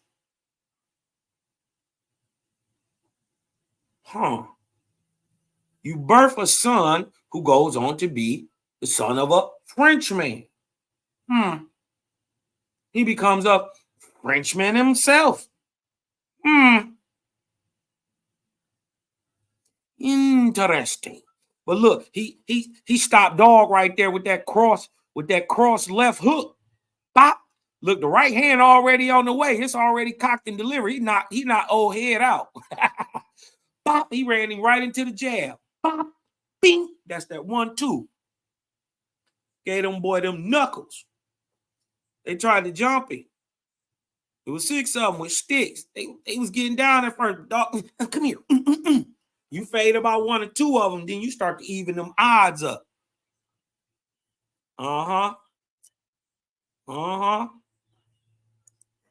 Okay, act like dog wasn't out here punching. He was punching. Duc d'Orléans' private theater. There he lodged and worked with a young Mozart. At 45, Joseph wholeheartedly embraced the French Revolution, which advertised equal rights to all. Revolutionary leaders sent him to London, where he performed fencing exhibitions for King George III and the Prince of Wales. He fought a match with the famed Chevalier d'Eon, whom you can learn more about in my Transgender Nobles video. But Joseph also had a secret mission: to consolidate abolitionist support in London. While walking to his lodgings, he was attacked by assassins on a mission to stop his anti-slavery activities. But the famed fencer fought them off. Joseph returned to France with a bad taste for politics. He decided to fight for his ideals directly and signed up with the Revolutionary Army. He was appointed colonel of the first all-black regiment in Europe, which became known as the Légion Saint-Georges. But Joseph was caught up in the infighting among revolutionary leaders. He was stripped of command and imprisoned for 18 months. His loyal men called for his release, but he was not allowed to return to the army. Despondent, he traveled to the Caribbean island of Saint-Domingue to fight in support of the enslaved people in what became known as the Haitian Revolution. After 2 years there, the Chevalier returned to Paris. He died of gangrene at the age of 53 in 1799. He did not live to see the full abolition of slavery in French colonies in 1848. Joseph Bologna is the subject of the 2023 film Chevalier. Y'all go check that out. That is a dope movie. Chevalier is a dope movie, right? If you really want to get into what was going on, this dude was amazing. You know, not only a warrior, but a musician, a politician, an abolitionist. You dig what I'm talking about? And he stood on something. Y'all go check out the movie Chevalier. You dig what I'm talking about? Dope movie. One of the most slept on probably from 2023. Olada Equiano was born in the Kingdom of Benin in modern-day Nigeria around 1745. He recalled in his memoir that his father was a village chief who sold prisoners of war and criminals to European colonists. When he was 11, he and his sister were left home alone. Wait a minute. Criminals to European colonists. Prisoners of... Wait. His daddy did what? He sold criminals. 1745. He recalled in his memoir that his father was a village chief who sold prisoners of war and criminals to European colonists. Prisoners of war and criminals to European colonists. How much you want to bet? Soon as I said, or soon as they said, criminals and prisoners of war, y'all instantly start thinking of black people, melanated people. Can y'all be real and admit that? Hit me with a 2 in the chat. When he said that his father was selling criminals and prisoners of war to Europeans, did you think that them people was melanated? And when you heard the word European, did you instantly think of white people? Why I'm asking you this and why I'm asking you to be real with yourself is if you thought when I said European, I instantly meant white people, that proves your indoctrination. To admit that means you are now rising above it. But we got to admit it. We got to be real first. This is why we are, as faithists, objective spiritualists, not subjective, objective spiritualists. This is why we call ourselves the realist, because we are realists in fact.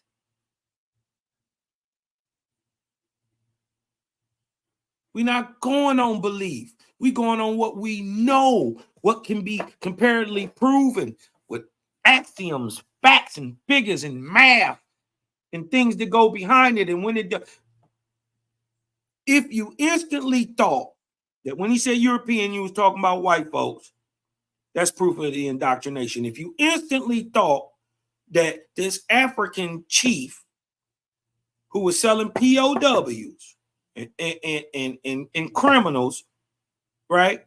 If you thought that them people was black that he was selling, that's proof of the indoctrination. This is why they don't want Cosmon out here.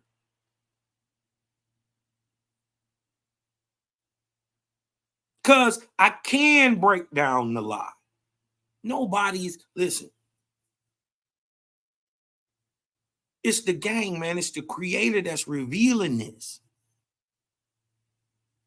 Nobody is doing it. If they trying to tell you that they doing it like I'm doing it, they lying.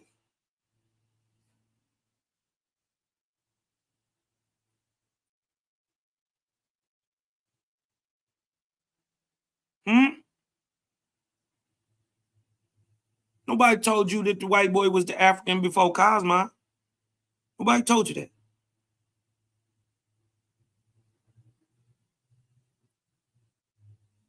We're just proving the indoctrination that is real. I was indoctrinated with that. This is how I know you were. You see what I'm saying? Many of y'all right around my age, or even worse, you're younger, so I know.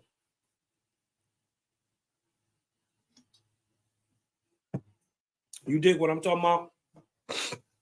I know what indoctrination you got. You got the same thing I got. You know? Y'all hit that like button, subscribe, share, man. Share the live out there, man. Let's keep going with this real quick, man. This is dope. When he was 11, he and his sister were left home alone. They were kidnapped, separated, and sold to slave traders. He tried to escape, but was thwarted. He was marched to the coast and put aboard a ship bound for Barbados. Then on to— Now look, also, notice, ain't no white boys here. I don't see no white boys.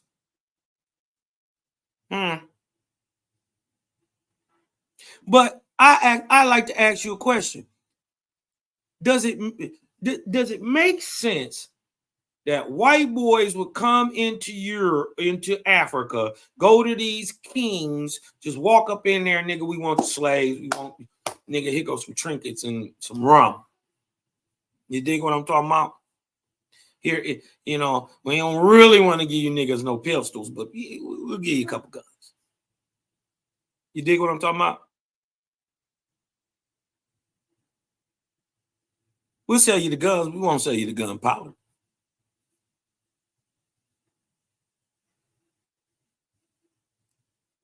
Does it make sense that white people went into Africa and bought black ass Africans from other black ass Africans and then was taken across the Atlantic and enslaved in the Caribbean? Or does it make more sense that melanated Europeans went into Africa and did deals with melanated Africans who were catching white boy, pale-skinned Caucasoids on the western coast of Africa? Mind you, they had been there since the 1440s. They had been migrating, right, since the Reconquista in the 1200s. They migrated from white boys who are still there in Northern Africa today, called the Afar and the Afri, migrated to Western Africa, where the slave coast, where the Gold Coast is. Does it make more sense that melanated Negroes got with melanated Africans and sold white Africans, criminals, and prisoners of war, to melanated Europeans who were then taken to the Caribbean and enslaved? Or do it make sense, more sense, that white boys from Europe went into black ass Africa and bought some Africans from some Africans and then took some Africans to the Caribbean enslaved? Ain't no way. Ain't no way. And then the dagger to that is the only people on the whole continent that call themselves African and have a language called African are pale skinned people. Who are, guess where they are? The two greatest, deepest areas for pale skinned white folks is in Western Africa. Oh yeah, Nigeria, all that area. Western Africa and South Africa. They don't tell you that Western Africa is deep with white folks. They tell you the sun killed white folks. Shut up. Why ain't it killing when they was kicking your ass in Africa then?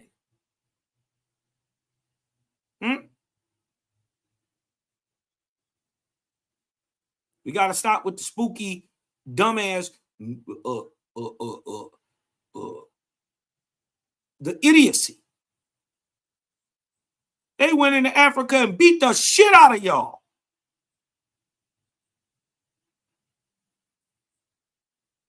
So much so that you didn't even complain about slavery. Before they even did it, you got to think about it. 700-800 years before that, the Arabs was doing it, enslaving. Nobody complaining. Nobody fighting back. Ain't no wars against slavery.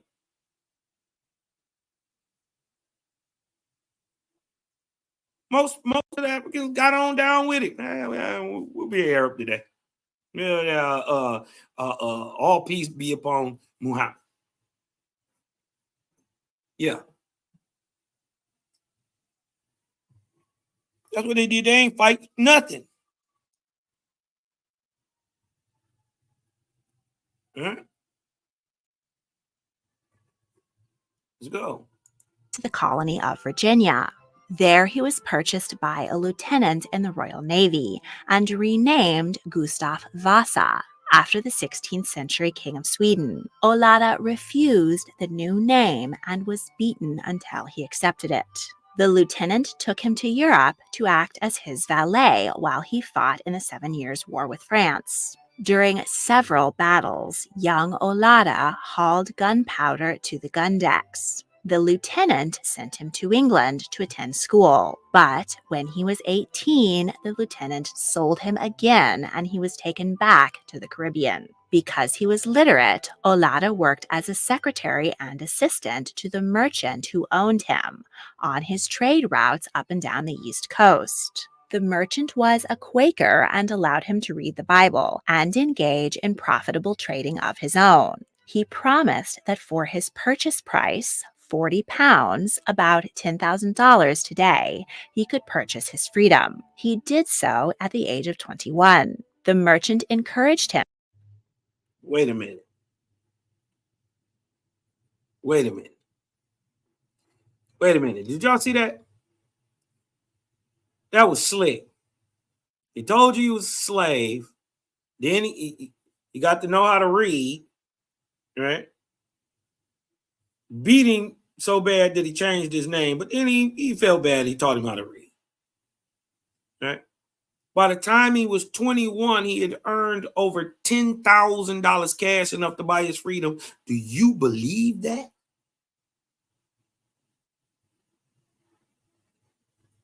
The white man just let him buy himself out.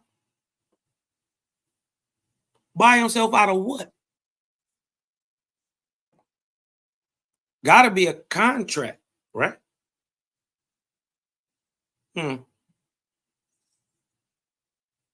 So he had to pay back a loan.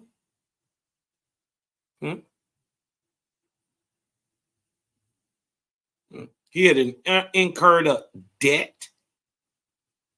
That sounds like indenturement, not enslavement. Huh. Interesting.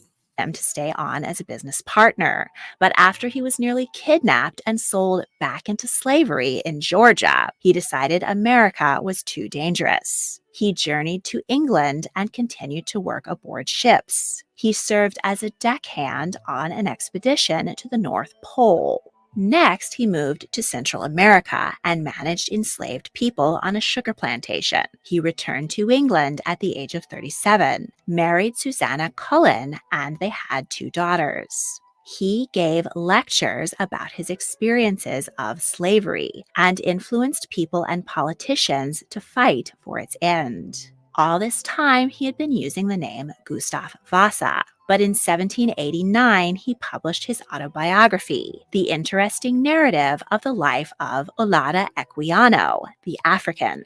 The memoir was a bestseller in the UK, Russia, Germany, Holland, and the United States. It was one of the first widely read books written by a person of African descent. It fueled the growing anti-slavery movement and was a financial success, making Olaudah a wealthy man.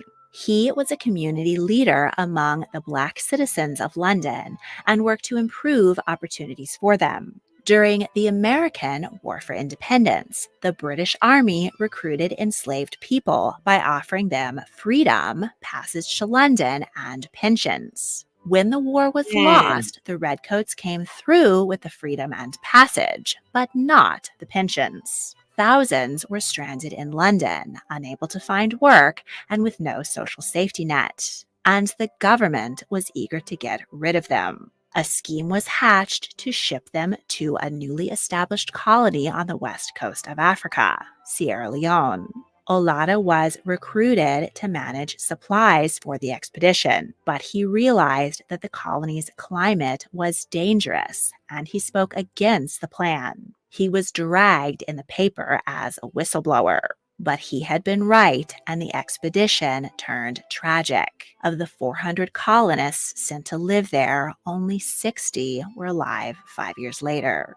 Olaudah's wife, Susanna, died at 34. Olaudah himself died a year later in 1797, age 52. His obituary was published in newspapers on both sides of the Atlantic. Dido Elizabeth Bell was born in 1761 in the British West Indies. Her mother, Maria Bell, was an enslaved African woman. Her father was naval officer Sir John Lindsay, a member of Clan Lindsay and a prominent British aristocratic family. When John returned to England, he took 4-year-old Dido with him. He left her with his uncle, William Murray, Earl of Mansfield, and his wife Elizabeth. The Murrays, who had no children of their own, raised Dido and her orphan cousin, Lady Elizabeth, at their palatial manor, Kinwood House, outside of London. The cousins were educated together. A remarkable double portrait of them hints at their close bond. Dido was treated like the rest of the family, given a fine bedroom and fashionable clothes. Guests at the manor noted 10-year-old Dido's excellent recitation of poetry.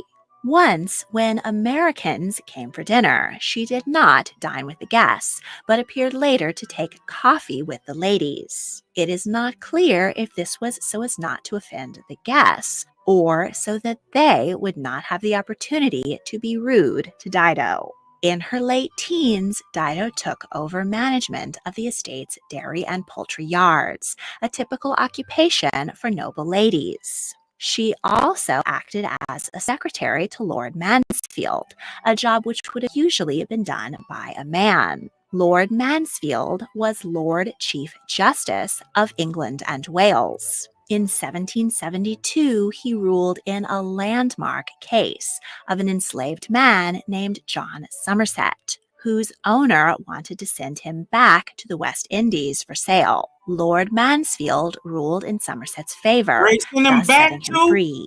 Surely his experience in raising Dido had some influence on his decision. His judgment Hold was on. taken by abolitionists to mean slavery Did you was see a what they just said? experience in whose owner and poultry yards.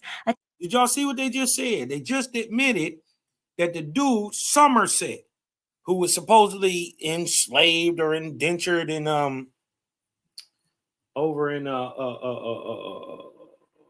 Europe, they were sending him back to where he came from, the Caribbean. Watch this.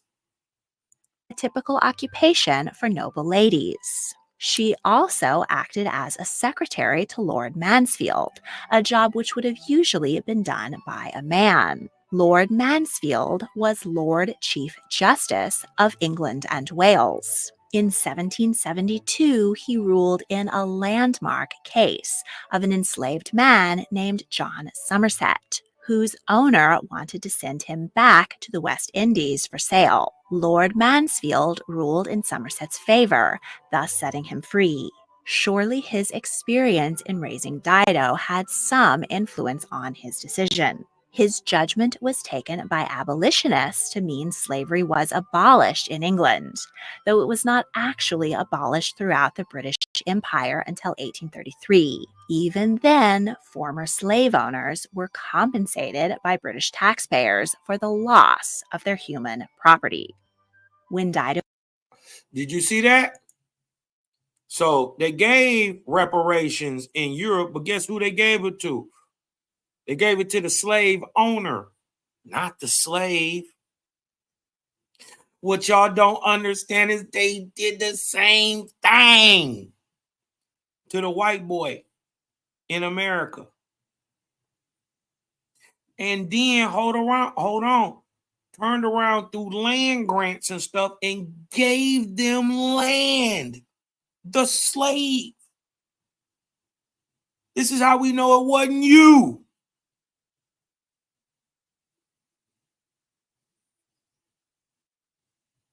Huh? They were stealing your land. Huh? Come on, man. Did you see that they just admitted this man was from the Caribbean, this nigga named Somerset?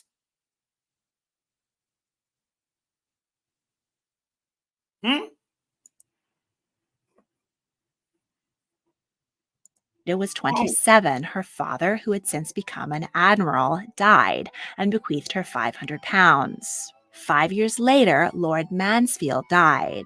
In his will, he unequivocally confirmed Dido's freedom and bequeathed her another £500 plus a £100 annuity. Now a woman of independent means, Dido married Frenchman Jean d'Avenir. The couple bought a house in London and had 3 sons. Dido died at the age of 43 of an unknown cause. She is the subject of the 2013 film, Belle. Jean Amilcar was born in 1781 in Senegal on the west coast of Africa at the time a French colony. Now, ain't that funny? Everywhere the Senegalese, the Liberian, everywhere that they say that these so-called people come from is it has been set up and colonized by American Indians. Who knew that? That we set up Liberia, that we set up Sierra Leone, Senegal, Angola.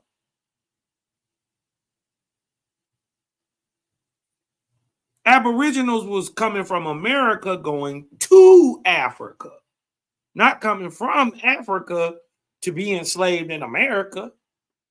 No, we went to Africa willingly and set it up. Well, you know, people who was duped with that whole African, talk anyway. You dig what I'm talking about? They went back. But some of your ancestors, and them Liberians, and them Senegalese, and them Sierra Leoneans, and them Angolans, and them Congolese people are 100% Aboriginal stock. Just is what it is. If you don't believe what I'm saying, don't believe Cosmon. That's the whole cool point about this. But I'll just give you a point of reference to go look up. Go look up the American Colonization Society. You'll find out that there was no place when this man was born in the 1781, there was no place in the world called Senegal. Let that sink in a second. He was enslaved and at the age of 6 was taken to France and presented to Queen Marie Antoinette as a gift. The queen had recently lost her youngest child, Sophie, at just 11 months. To ease her heartache, she had taken to adopting orphan children. She took in 7, including Jean. Now that he was on French soil, he was free, and the queen had him baptized. He and 3 of her other adopted children did not live at the palace with the queen's biological children. Instead, she paid for them to attend boarding school. Jean remained there for 5 years. When the French Revolution broke out, the queen kept up tuition payments for as long as she could. But eventually, revolutionaries arrested the royal family and stopped the funds. And 11-year-old Jean was expelled. One of his teachers took him in and continued his education. Jean had a talent for drawing and at 15 was accepted to the Lyoncourt Academy in Paris with a scholarship. But he died of illness in a hospital in Paris later that same year. Thomas Alexandre Dumas was born in 1762 on the French colonial island of Saint-Domingue, modern-day Haiti. His father, Boy, they got a movie out about this brother right here, Alexander Dumas. Listen. Oh, another one. Listen, this dude was something different. He was different. Hey, man, this dude was cut.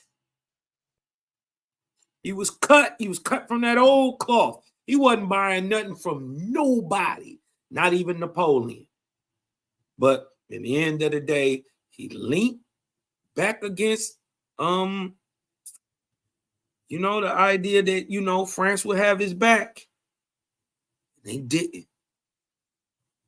But boy, he gave Napoleon hell. Shout out to Thomas Alexander Dumas and to Alexander Dumas.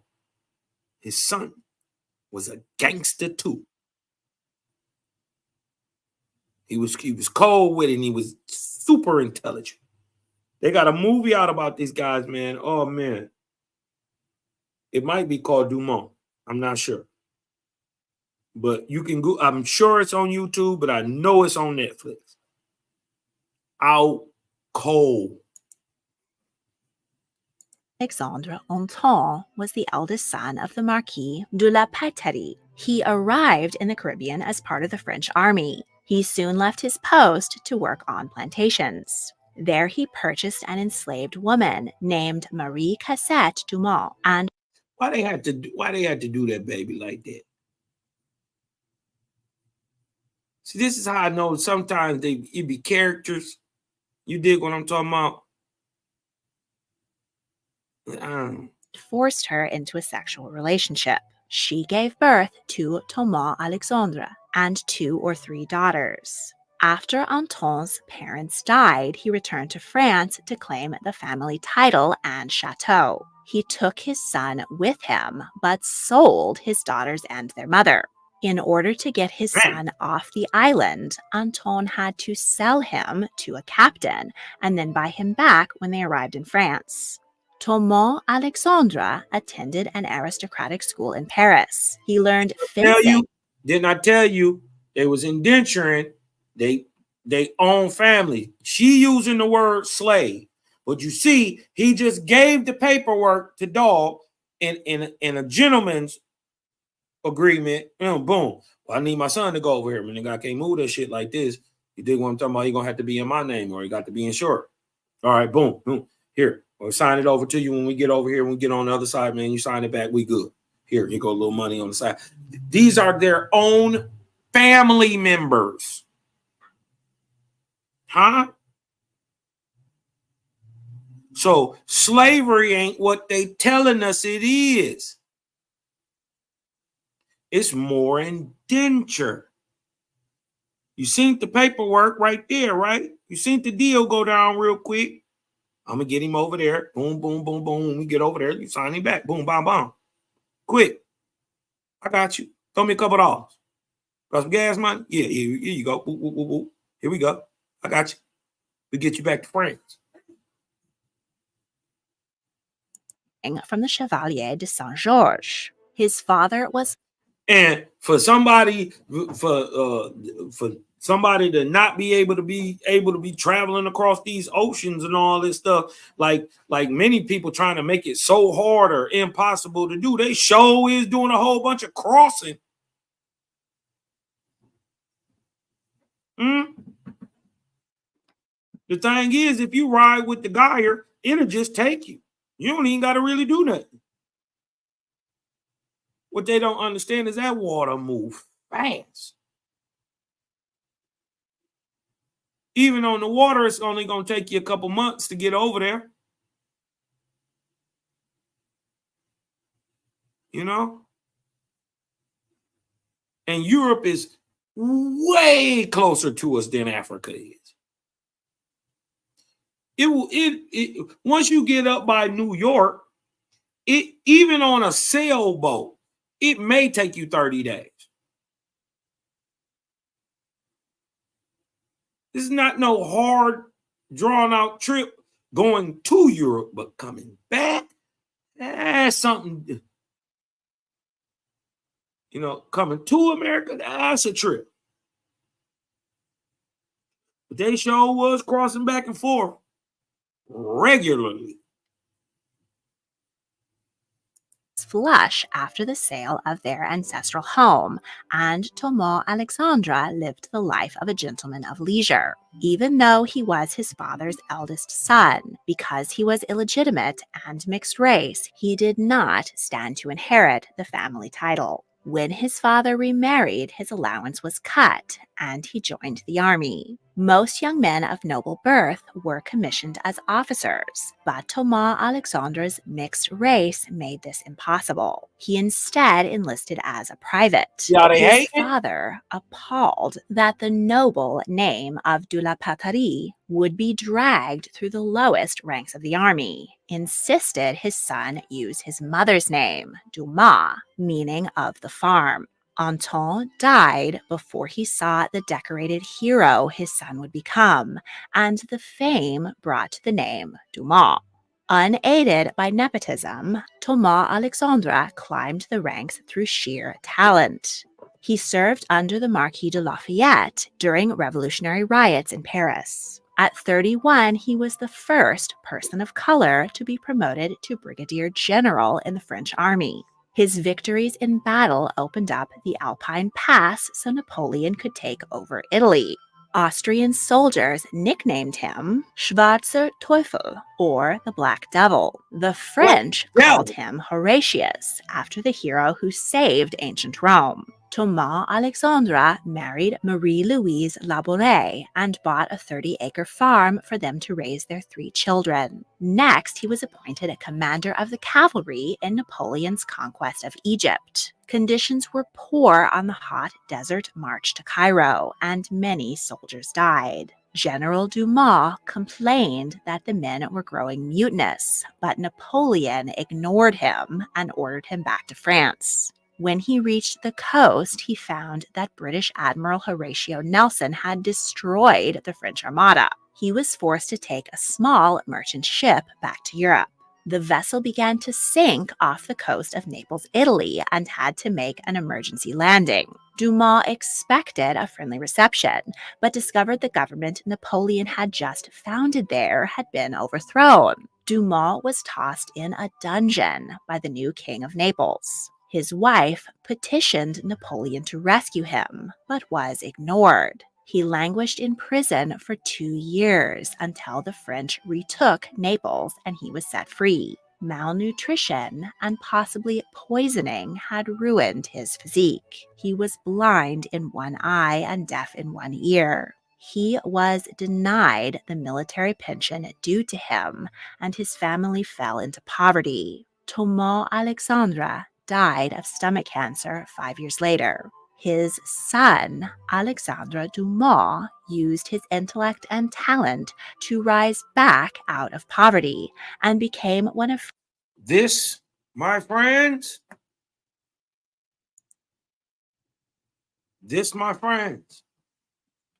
is a Moor.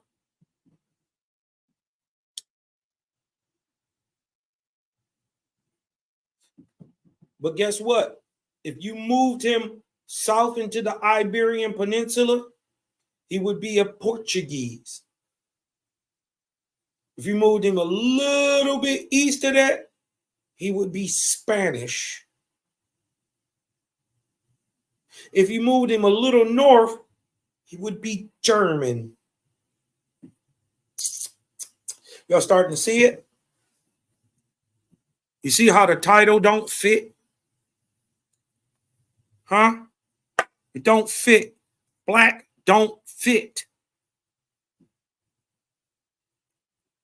Moor don't fit. African don't fit, because he's more than that. If you're going to use more, use it as a term to add something to yourself. Huh? This is Alexander Dumas. Stop playing.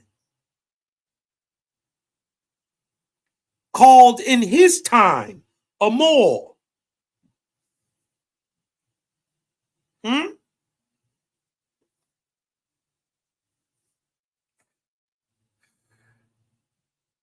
I want to get into this real quick. Because remember, I told y'all to remember that dude Montague, right? Hold on.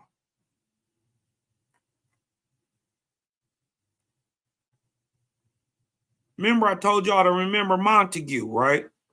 This is from the Secret Memoirs of John Mackey, right? It's taking place during the reigns of King William, Queen Anne, and King George I, right? This is the 1700s, right? Including also the true secret history of the rise, promotions, and etc. of the English. So look who he's spying on. He's spying on the English and Scots nobility, their officers, their civil, their military, naval, and other persons of distinction. So he's going to, in this book, he was sent as a spy. John Mackey was sent as a spy during the times of King William and Queen Anne and King George by who? Princess Sophia, right?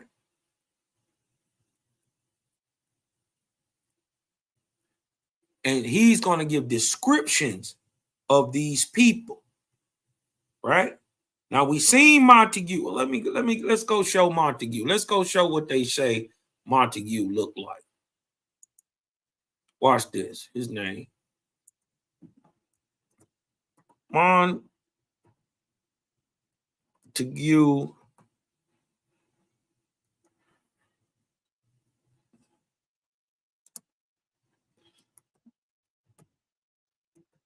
Bertie. Now, this is the image of Montague Bertie. Check him out. This is the guy they showed us. Right? Remember, in the video, they were showing us that they was talking about Montague. Remember, I told you to keep Montague in mind. Right? Now, when you go Google and you look up a picture of Montague, now this is iconoclasm. This is what you're going to see. You're going to see this white guy right here. This is Montague, right? But let's go see what John Mackey, a spy who was sent to spy on these niggas and tell everything about them, an eyewitness with a primary source, sent by Princess Sophia herself to dictate and tell us what was going on about the nobility of Scots in the English, right? Let's go see what John Mackey got to say. Now, look at Montague. This is Montague Ventimbles Bertie, the Earl of Abingdon, right? This is Montague, right? We're seeing them, right? Now let's see what an eyewitness who lived with this man, knew him, shook his hand, even was faking like he was his friend, and the whole time he was spying on him. Let's see what he has to say about it. This is from the memoirs, the secret memoirs and service of John Mackey, right? Let's see what he got to say about Montague. This is Montague Venables Bertie. Remember the Earl of Abingdon? Right? Let's go take one more look. This is the Earl of Abingdon right there. Let's go see what an eyewitness say he looked like, though. Montague Venables Bertie, the Earl of Abingdon, is a branch of the Berties, so he comes from a family. A gentleman of fine parts, makes a good figure in the counties of Oxford and Buckinghamshire. He was made by the Queen Constable of the Tower of London, is very high for the monarchy of the church. He is of a black complexion, past 40 years old. He is of a black complexion, not past 40 years. He is of a black complexion. Do this look like a black man to you? Of course not. This is iconoclasm. What about let's go down and look at some more of these guys. You know what I mean? Let's go look down. And then you're gonna notice that it's white boys right here. Look. Let's look at this guy. This is the Earl of Holdersness. Robert Darcy, right, is a very young gentleman, has been abroad in the world, a lover of constitution of his country to a great degree, of good nature. He is fair complexion, not 30 years old.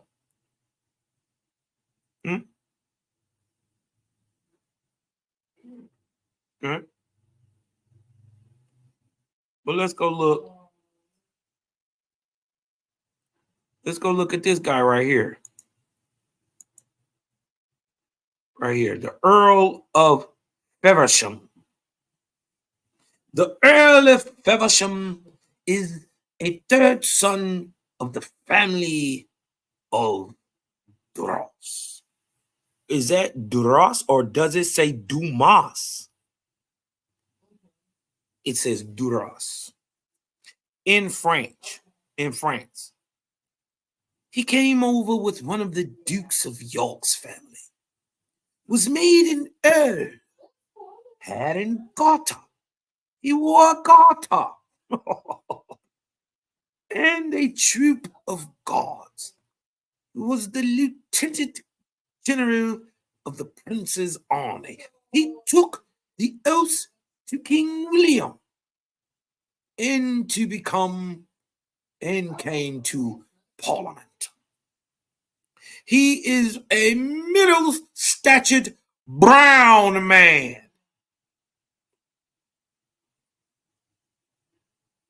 Huh? He works right next to the king. General of the prince's army. He is a middle-statured brown man. Let's go look at the Earl of Feversham. Right? Let's go check him out real quick. Let's go check him out. Hold on. Earl of Feversham.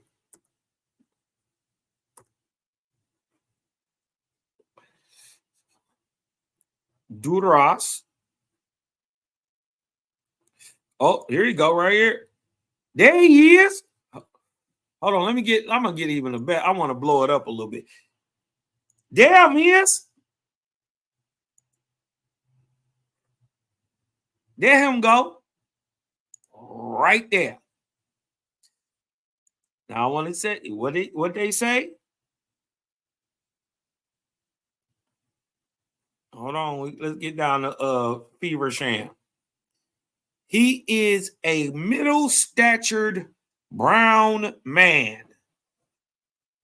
Does this look like a middle-statured brown man to you? He is a middle-statured brown man. He is a middle-statured brown man. If y'all see that this is not a middle-statured brown man, hit your cutting him with a 3 in the chat. Y'all want to come in? Y'all want to come in? Anybody want to come in? I'm share the link again.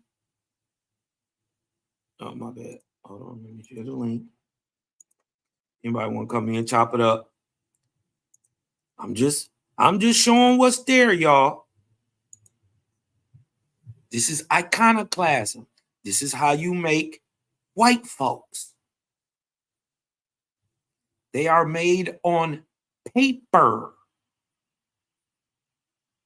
White has no basis in genealogy or biology at all, and neither does black.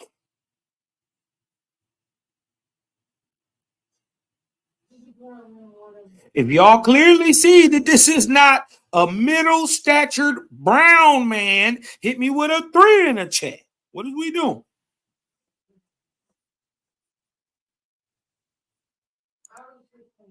Huh? Let's look for some more stuff. You dig what I'm talking about? Let's see what else he got up in here.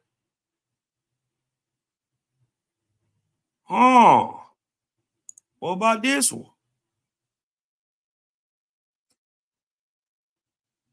The Lord Abergavenny.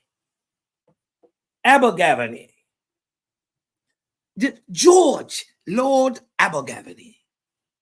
He is a gentleman of the bedchamber to no diddy.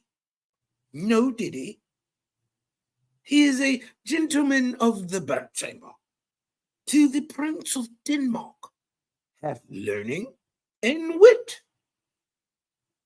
in one of the best libraries in England. He is a little brown man, very lovely, 30 years old. It's a lovely little brown man. Now, but when we go and look for him, you dig what I'm talking about? They show him as a white man. What about this? Let me see. Hold on. What about this? What about Lord Lexington?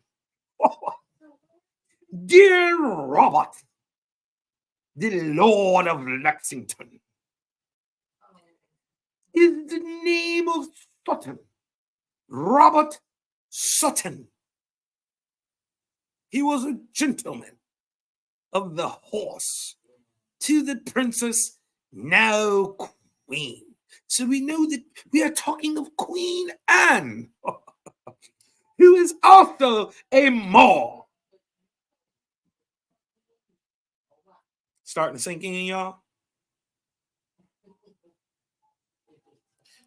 Was the gentleman of the horse to the princess, now Queen, when the difference happened between her and King William, and he left her service, was made gentleman of the bedchamber to the king. No, did he? And sent envoy to the court of Vienna. He is of a good understanding and very capable to be in the ministry. He is a well-bred gentleman and an agreeable companion, handsome, of a brown complexion, 40 years old. Let's go look at Robert, Lord of Lexington.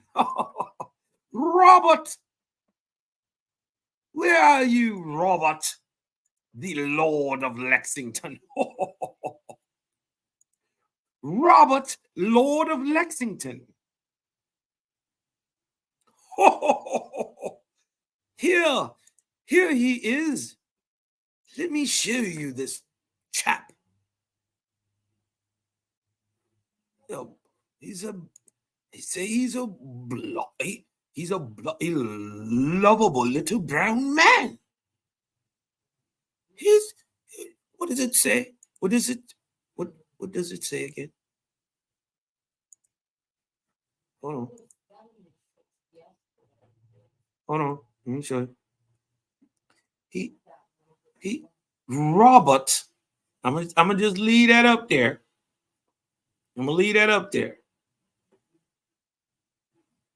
Robert, Lord Lexington. He is of good understanding and very capable to be in the ministry. A well-bred gentleman and an agreeable companion. Handsome, of a brown complexion. Of a brown complexion. Of a brown... Boy,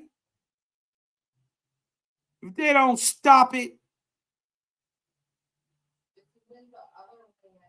And then the thing is, you can tell they was painting over the pictures because you can't really change the hair. Can't no white boy do this. He can't do that. He can't rock and stuff with his afro puffs. Right. No, you can't do that, bro. You ain't got enough gel and hairspray. You dig what I'm talking about? You ain't got enough. Let's go see what more what they got this. Let me see. What else they got going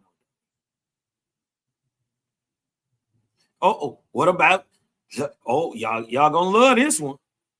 He got a nice name. How many of y'all got homeboys with the last name Lovelace? I do.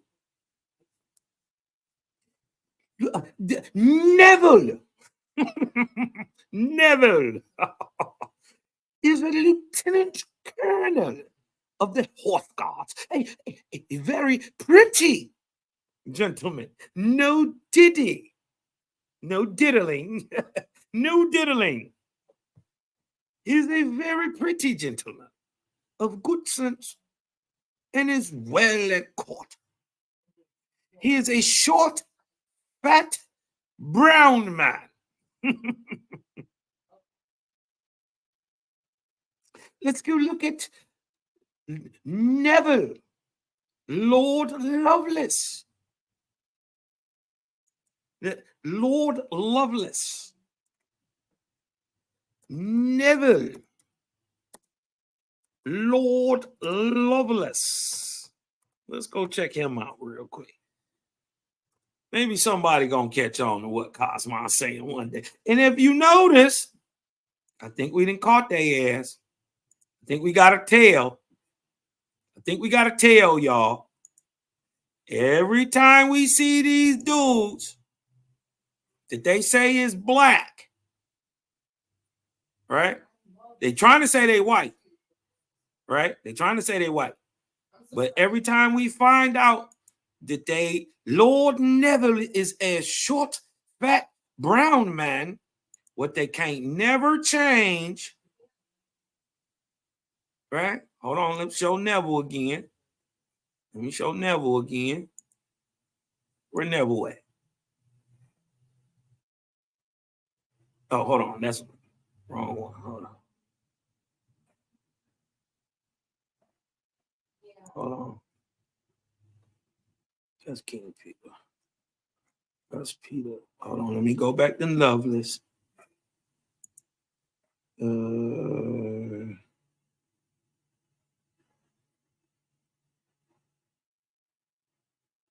Here you go.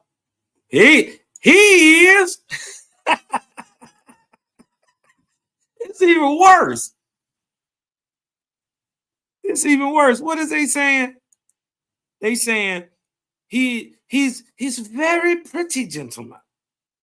A short, fat, brown man, not 40 years old. Let me show you, dear Neville. Let me show you, young Neville. Here, my good Neville.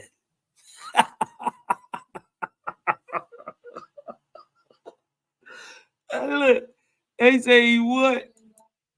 They say what? A pretty gentleman of good sense, short, fat, and brown. This is a picture when he was young. But every time, look, every time, I think we caught him though. Every time that they trying to say that one of these dudes is a white guy, we catch him with the with the long rock and rough and stuff with the Afro puffs, right? We catch them with these. Even when they try to make it into a white guy, you can't change the hair. Now they try to fluff it up and you know what I mean in the picture and all. Nah. Can't no white boy even do this. And remember, the wigs was white.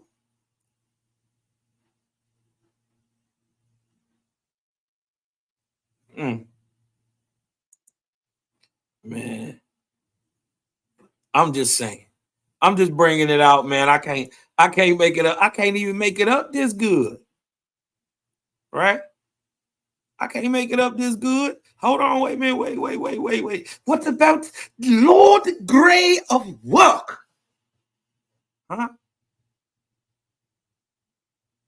Lord Gray has the work. His name is Ford.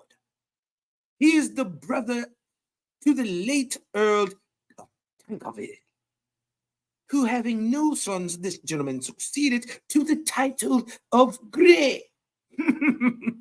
Lord Gray.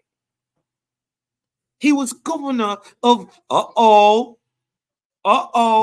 he was governor of Barbados under King William and always well esteemed by that prince and is truly a sweet disposed gentleman. He joined King William at the revolution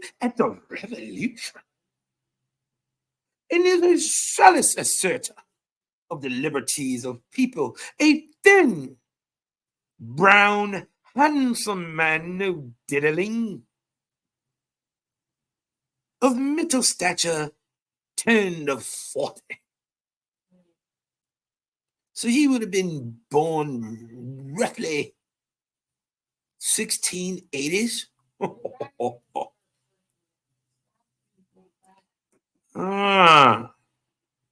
Lord Gray of work.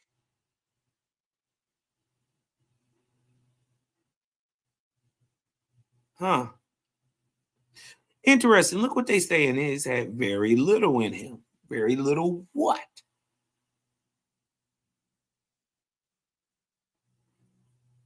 Great. What does that say?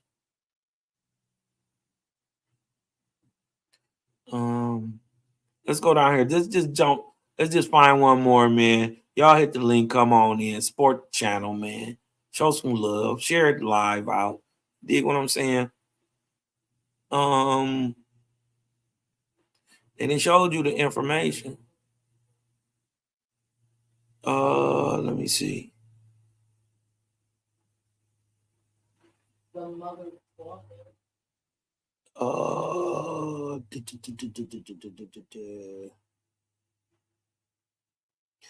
What about Lord Ashburnham? John hath a great estate in Suffolk. Oh, Suffolk. And improves it. Is a thin brown man, 50 years old.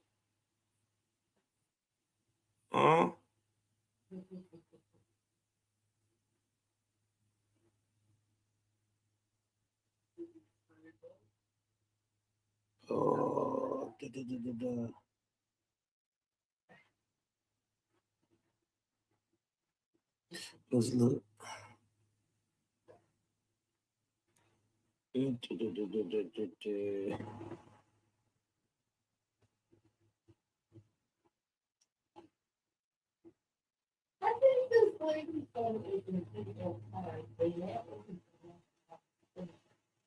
Yeah.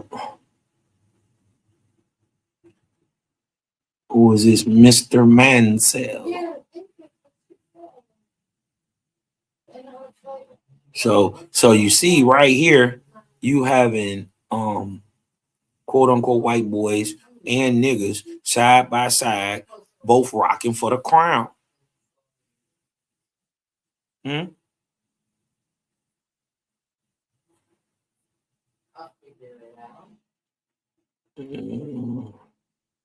me see.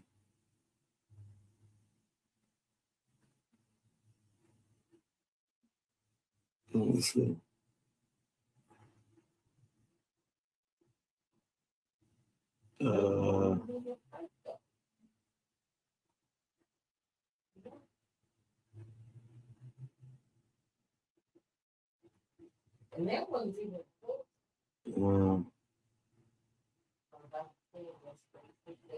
Because what we end up finding out is that it's a whole bunch of niggas and the king and the queen,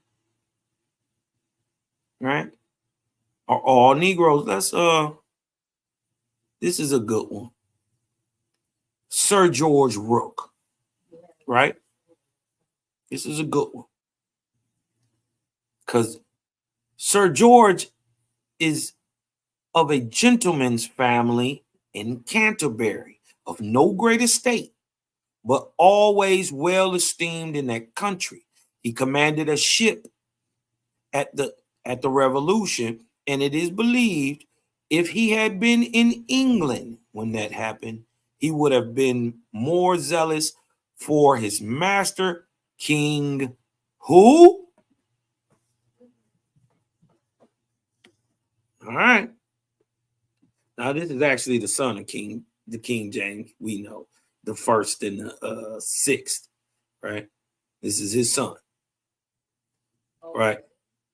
But they said if he would have been there, he'd have been more zealous for King James than most of the Protestant captains were. And who was fighting with King James?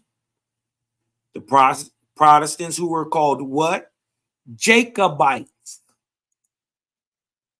Right? They were the Jacobites fighting with King James. Let that sink in.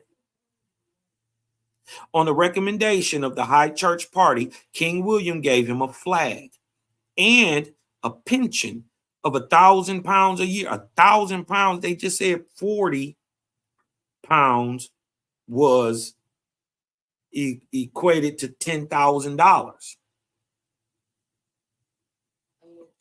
So this nigga a millionaire. He rich.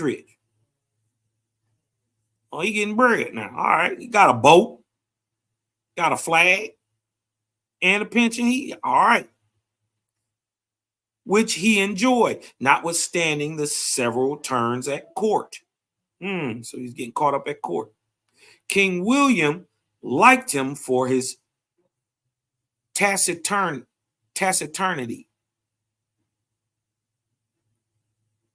tacitness, well, for his agreeance, to the things of goodness.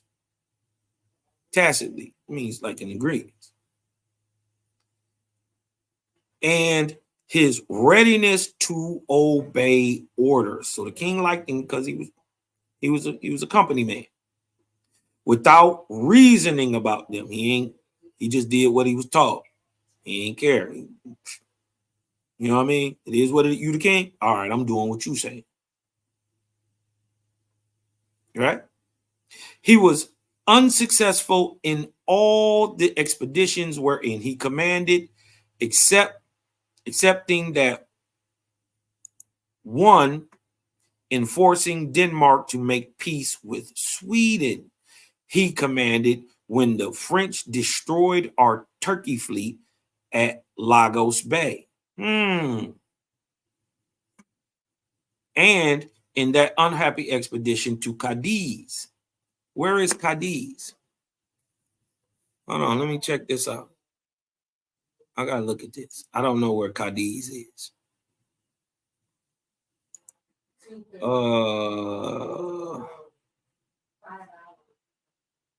Let me look on here.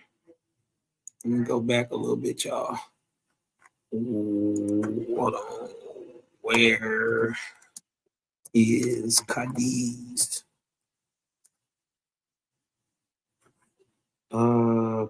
Cadiz. It's in Spain.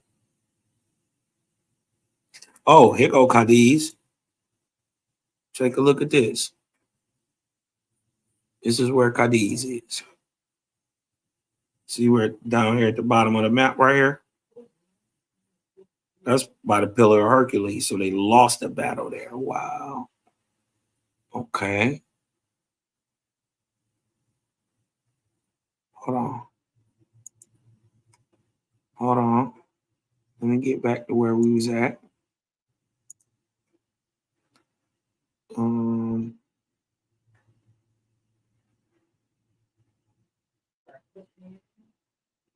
Oh, where was that? There we go. All right. He said he commanded when the French destroyed our Turkey fleet at Lagos Bay and in that unhappy expedition to Cadiz, of which miscarriage he bears the blame. So they putting it all on him that he got whooped down at Cadiz by the Pillar of Hercules. I didn't know that was Cadiz. And had the gout. He had gout when he should have intercepted Count Lagon.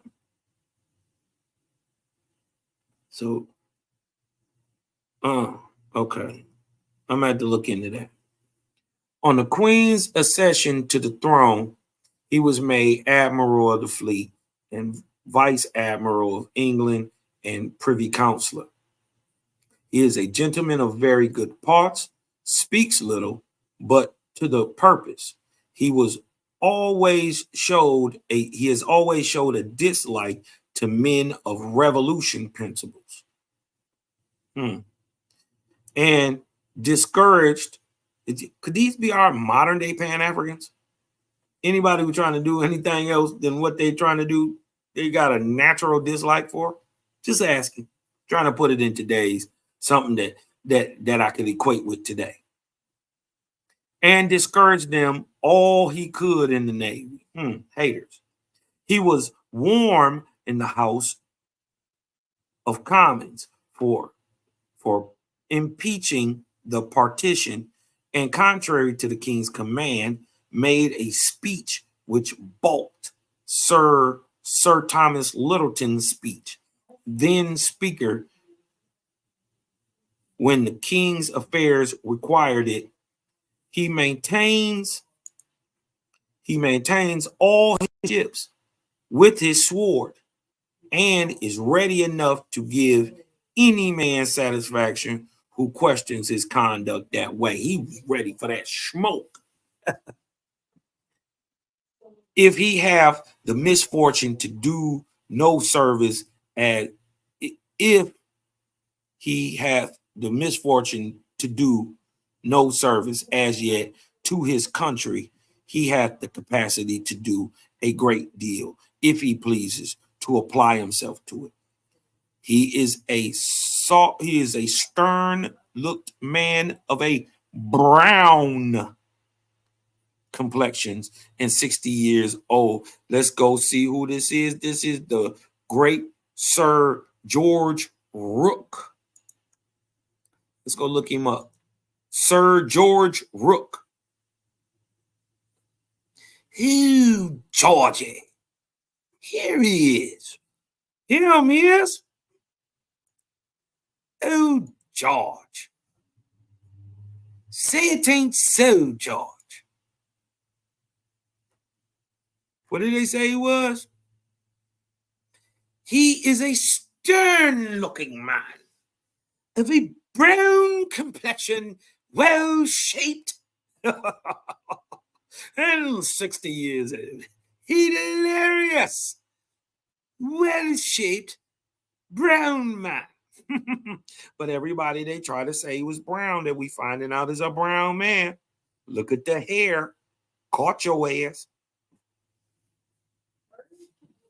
You see what I'm saying? Caught it. Everybody we finding out, fake. They couldn't erase it all, man. This is iconoclasm. You know what I'm saying? Hey, any questions? Anybody want to come in? Nobody want to do nothing?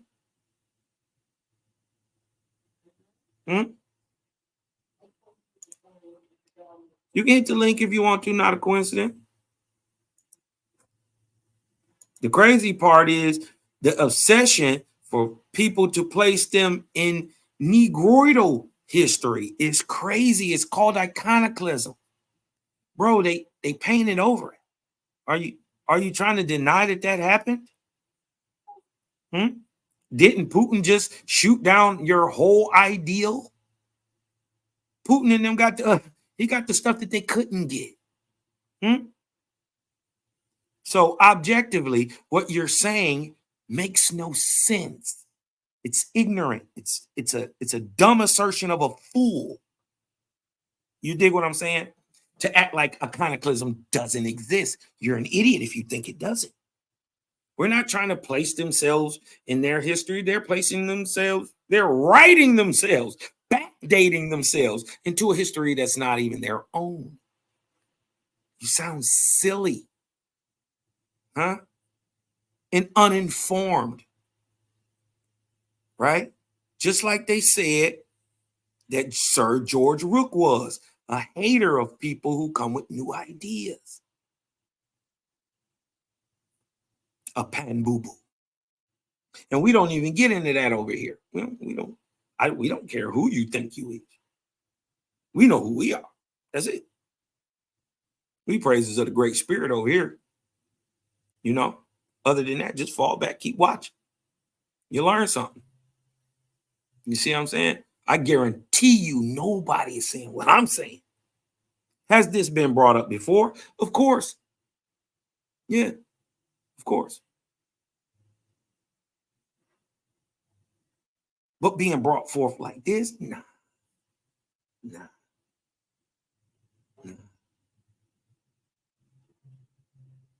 And then Wasp even tell you that these people is copper cup. So it is what it is, bro.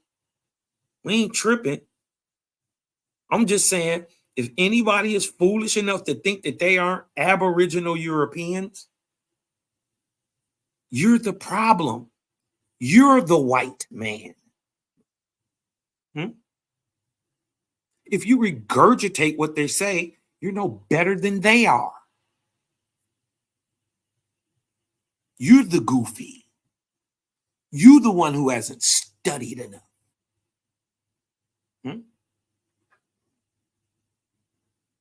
They're writing themselves. Look, the sister just said, I couldn't even get it out fast enough. The picture of BAP is killing me, though. Y'all stuck on African. African is made up. It's an ideal oppressed upon a people. No different than Asian or Indian. Is people don't call themselves those things. Even America was applied to us. We didn't call ourselves American. The word America comes from the great prophet, or excuse me, the survivor of the Great Flood, told in the Algonquin flood myth, Amaruka. Right? And even he say he comes to populate this land after it was decimated.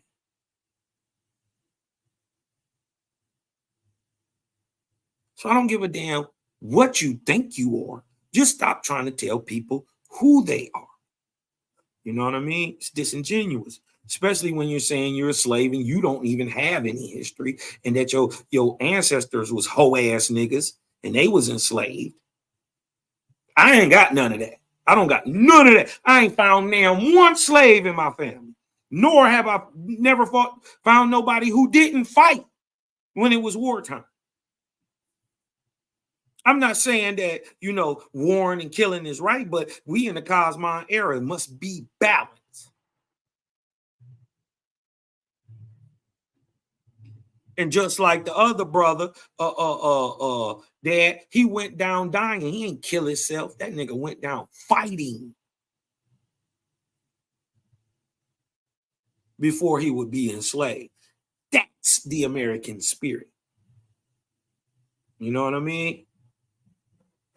And with that being said, I want y'all to breathe in. Let the light in. Because I'm Cosmon and I'm out.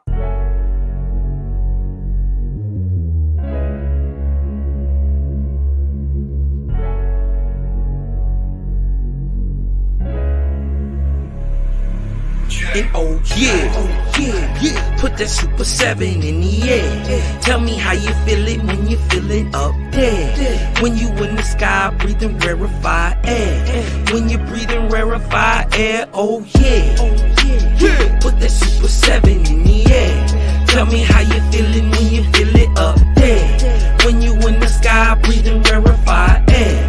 When you're breathing rarefied air, oh, that Japheth, that Chow Mein, that Papabul, that Tao Mein, since sunset in the arc of Wayne, my brain moving like Tao Sang, so ass above, it's so below, that up and that down thing, this flow is atmospherian, I call that a ground game, see water is knowledge, so if I'm teaching, you're learning, so how your God make a sun without vortexian current, see the pattern is ponic, I'm reaching out for my people, oh watch me flow through your speakers, you feel the force of the ether, and when the force get the equal, I'm taking off like an eagle. Police popped the pastor yesterday for pushing put eco. My DNA is Moshe.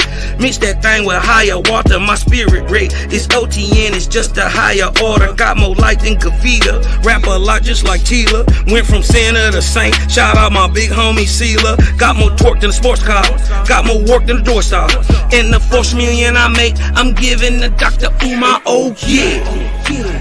Put that Super 7 in the air. Tell me how you feel it when you're feeling up there. When you in the sky breathing rarefied air. When you're breathing rarefied air, oh yeah. Put that Super 7 in the air. Tell me how you feeling when you feel it up there. When you in the sky breathing rarefied air. When you're breathing rarefied air, oh yeah. Super 7 in my rites and ceremonies. I'm married to Jehovah, holy matrimony. Confucius say, in the words of Caillou, before you hit the tomb, be a bridegroom. Only got one question for Miss Susan B. On how to last Ahuin is now a Angui. Blame my inspiration, I'm just thinking thoughts. But in the way way of God's, we gon' keep it short. Why Jesus wanna kill me? Matthew 10:34. Just a couple questions that I'm needing to know. Oh, watch me flow, it's so potent. Set the vortex in motion. Super 7, I'm floating across the Aegean Ocean. Oh, you a Muslim now, so I guess you making salat. Well, I'm a Israelite, I'ma make Emet the Shabbat. Got Moses on the bumper, super slap off in my spaceship photosphere. So I stay lit, peace and light to the faith is so Put that super 7 in the air. Tell me how you feeling when you're feeling up there. When you in the sky breathing rarefied air. When you're breathing rarefied air, oh yeah. Put that super 7 in the air. Tell me how you feeling when you feel it up there. When you in the sky breathing rarefied